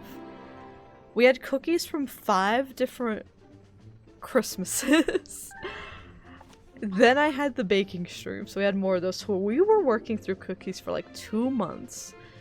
Then it was my partner's birthday and like Valentine's Day, right? So we had cake and sweets for another like month. And then we celebrated his birthday with his family, and we came back with all like a thing full of cake for like another couple weeks. So I actually hadn't baked for a while, but I realized I needed to lock in. We had like a week where we've been so used to like eating off of existing sweets all year so far. We had a week where there was like no sweets in the house. And by week I mean like last week was the week. Like we would keep like getting up to snack on stuff and there was just nothing in the house, so we'd stand like fridge open like, oh, there's no food. Oh, all sad. So yeah, baking. I don't know if I'll do anything. We have like such limited counter space as it is. That's been getting only like more and more frustrating until we move. So I don't think I'll do anything that like you need to roll out like gingerbread or sugar cookies or any sort of cutout cookies anytime soon. But I do think I'll bake a few more batches of stuff here. The combination of store-bought and homemade stuff. I was like, wait, I haven't baked me Emily cookie dough. I haven't baked in a minute. Yoshi, come back. I'm sorry, Yoshi, I forgot. I forget what I'm exact. Oh, it's a silver star level. Got it, got it.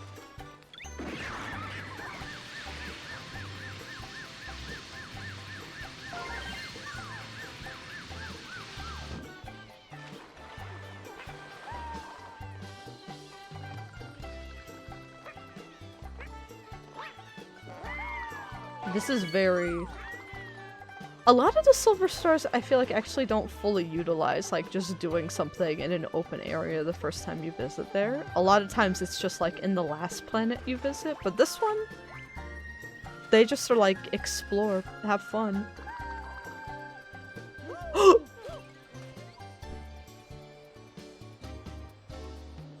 I hope Yoshi's exploring and having fun.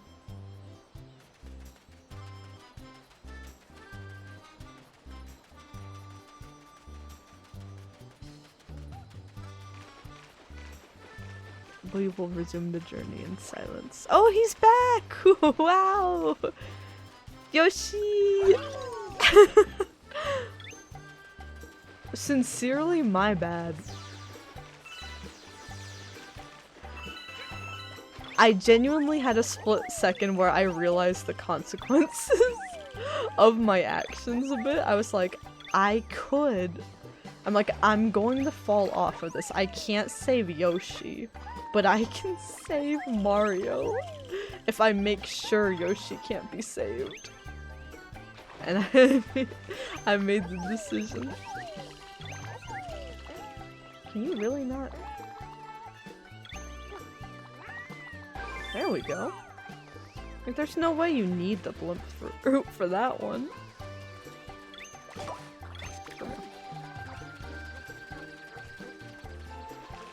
We're going on a journey, Yoshi.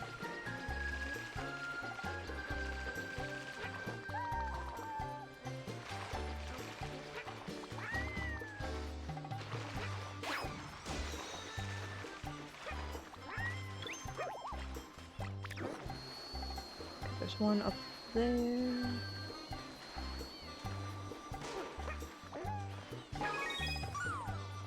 Yeah, these are very fun to get. Like I was saying before, the Yoshi stuff, a lot of the Silver Stars don't utilize the, like, hey, just explore the planet kind of vibe that, you see a lot more in, like, Odyssey. Especially Odyssey and Bonanza kind of capitalize on this idea here with the Silver Stars, but you can also see how it— what did I do? Huh? You can also see how it originated from the exploring your hubs mainly in 64 and Sunshine. So this is kind of a nice in-between idea for the Galaxy games that they help perfect in the current modern Mario games. And you can see where the idea came from. It's not brand new, but it's a nice little transition period. So I don't hate Silver Stars unless I can't find one of them. And then suddenly I'll complain, but these aren't too bad. There's like a bunch of— you can see there's like a bunch of iconic like little points of interest around the map. And they don't really have any iconic— like everything that like stands out to you is where the Silver Stars are. They don't really have anything too distracting. You have that problem a lot with modern games where everything is super pretty, so you don't know where to go. This game's super pretty, but you know where to go in the design. 34 stars, 4.5 hours. 4.5 hours? Oh wait, no. That just told me 4 minutes and a half. I was looking at that and I thought that was our total playtime, and I looked over at our total stream time and I'm like, well, that's not right. That's not quite right. But yeah, I think that's a very successful first day here on Mario Galaxy 2. Yeah, it looks like stuff quieted down here, especially with stream kind of crashing a little bit here and there. So we'll just wrap things up here for now.